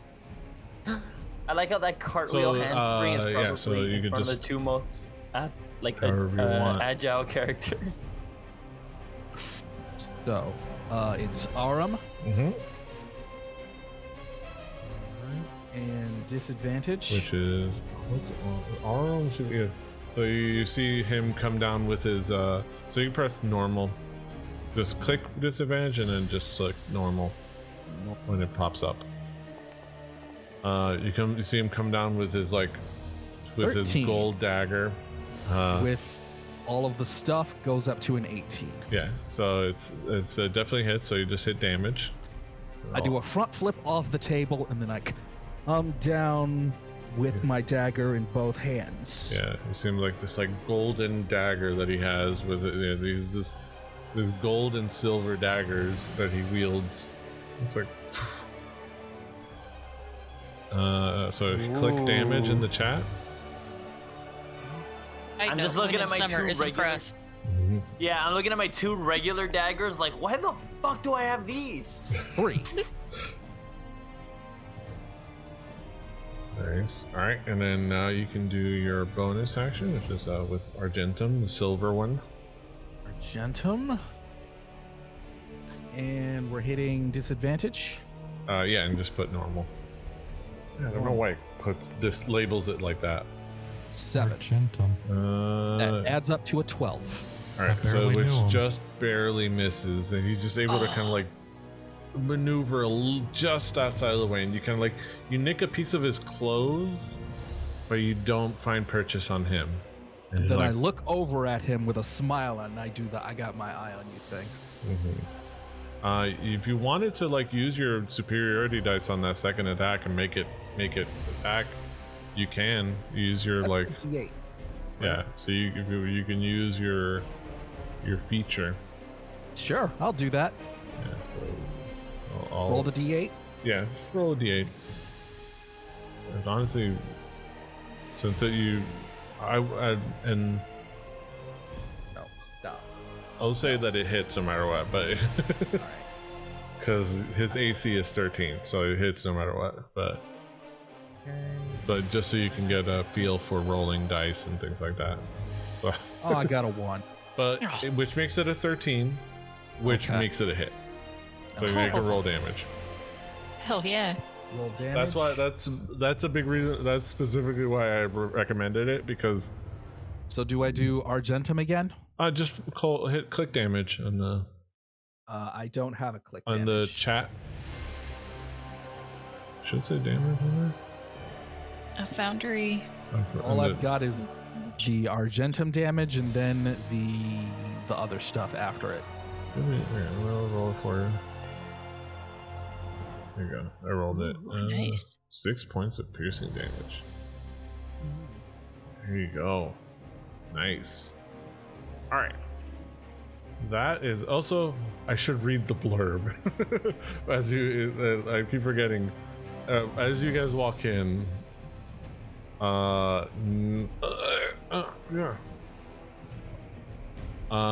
Numerous bookcases fill this room and small alcoves with desks can be seen in the walls. That's it. See, I'm happy you gave us this blurb, but now in my head immediately I'm just seeing bookcase, getting his head putting on the desk, environments. Yes. All right. So I was reading those as pews. Holy shit. Yeah, they're bookcases. It's supposed to be a library-ish.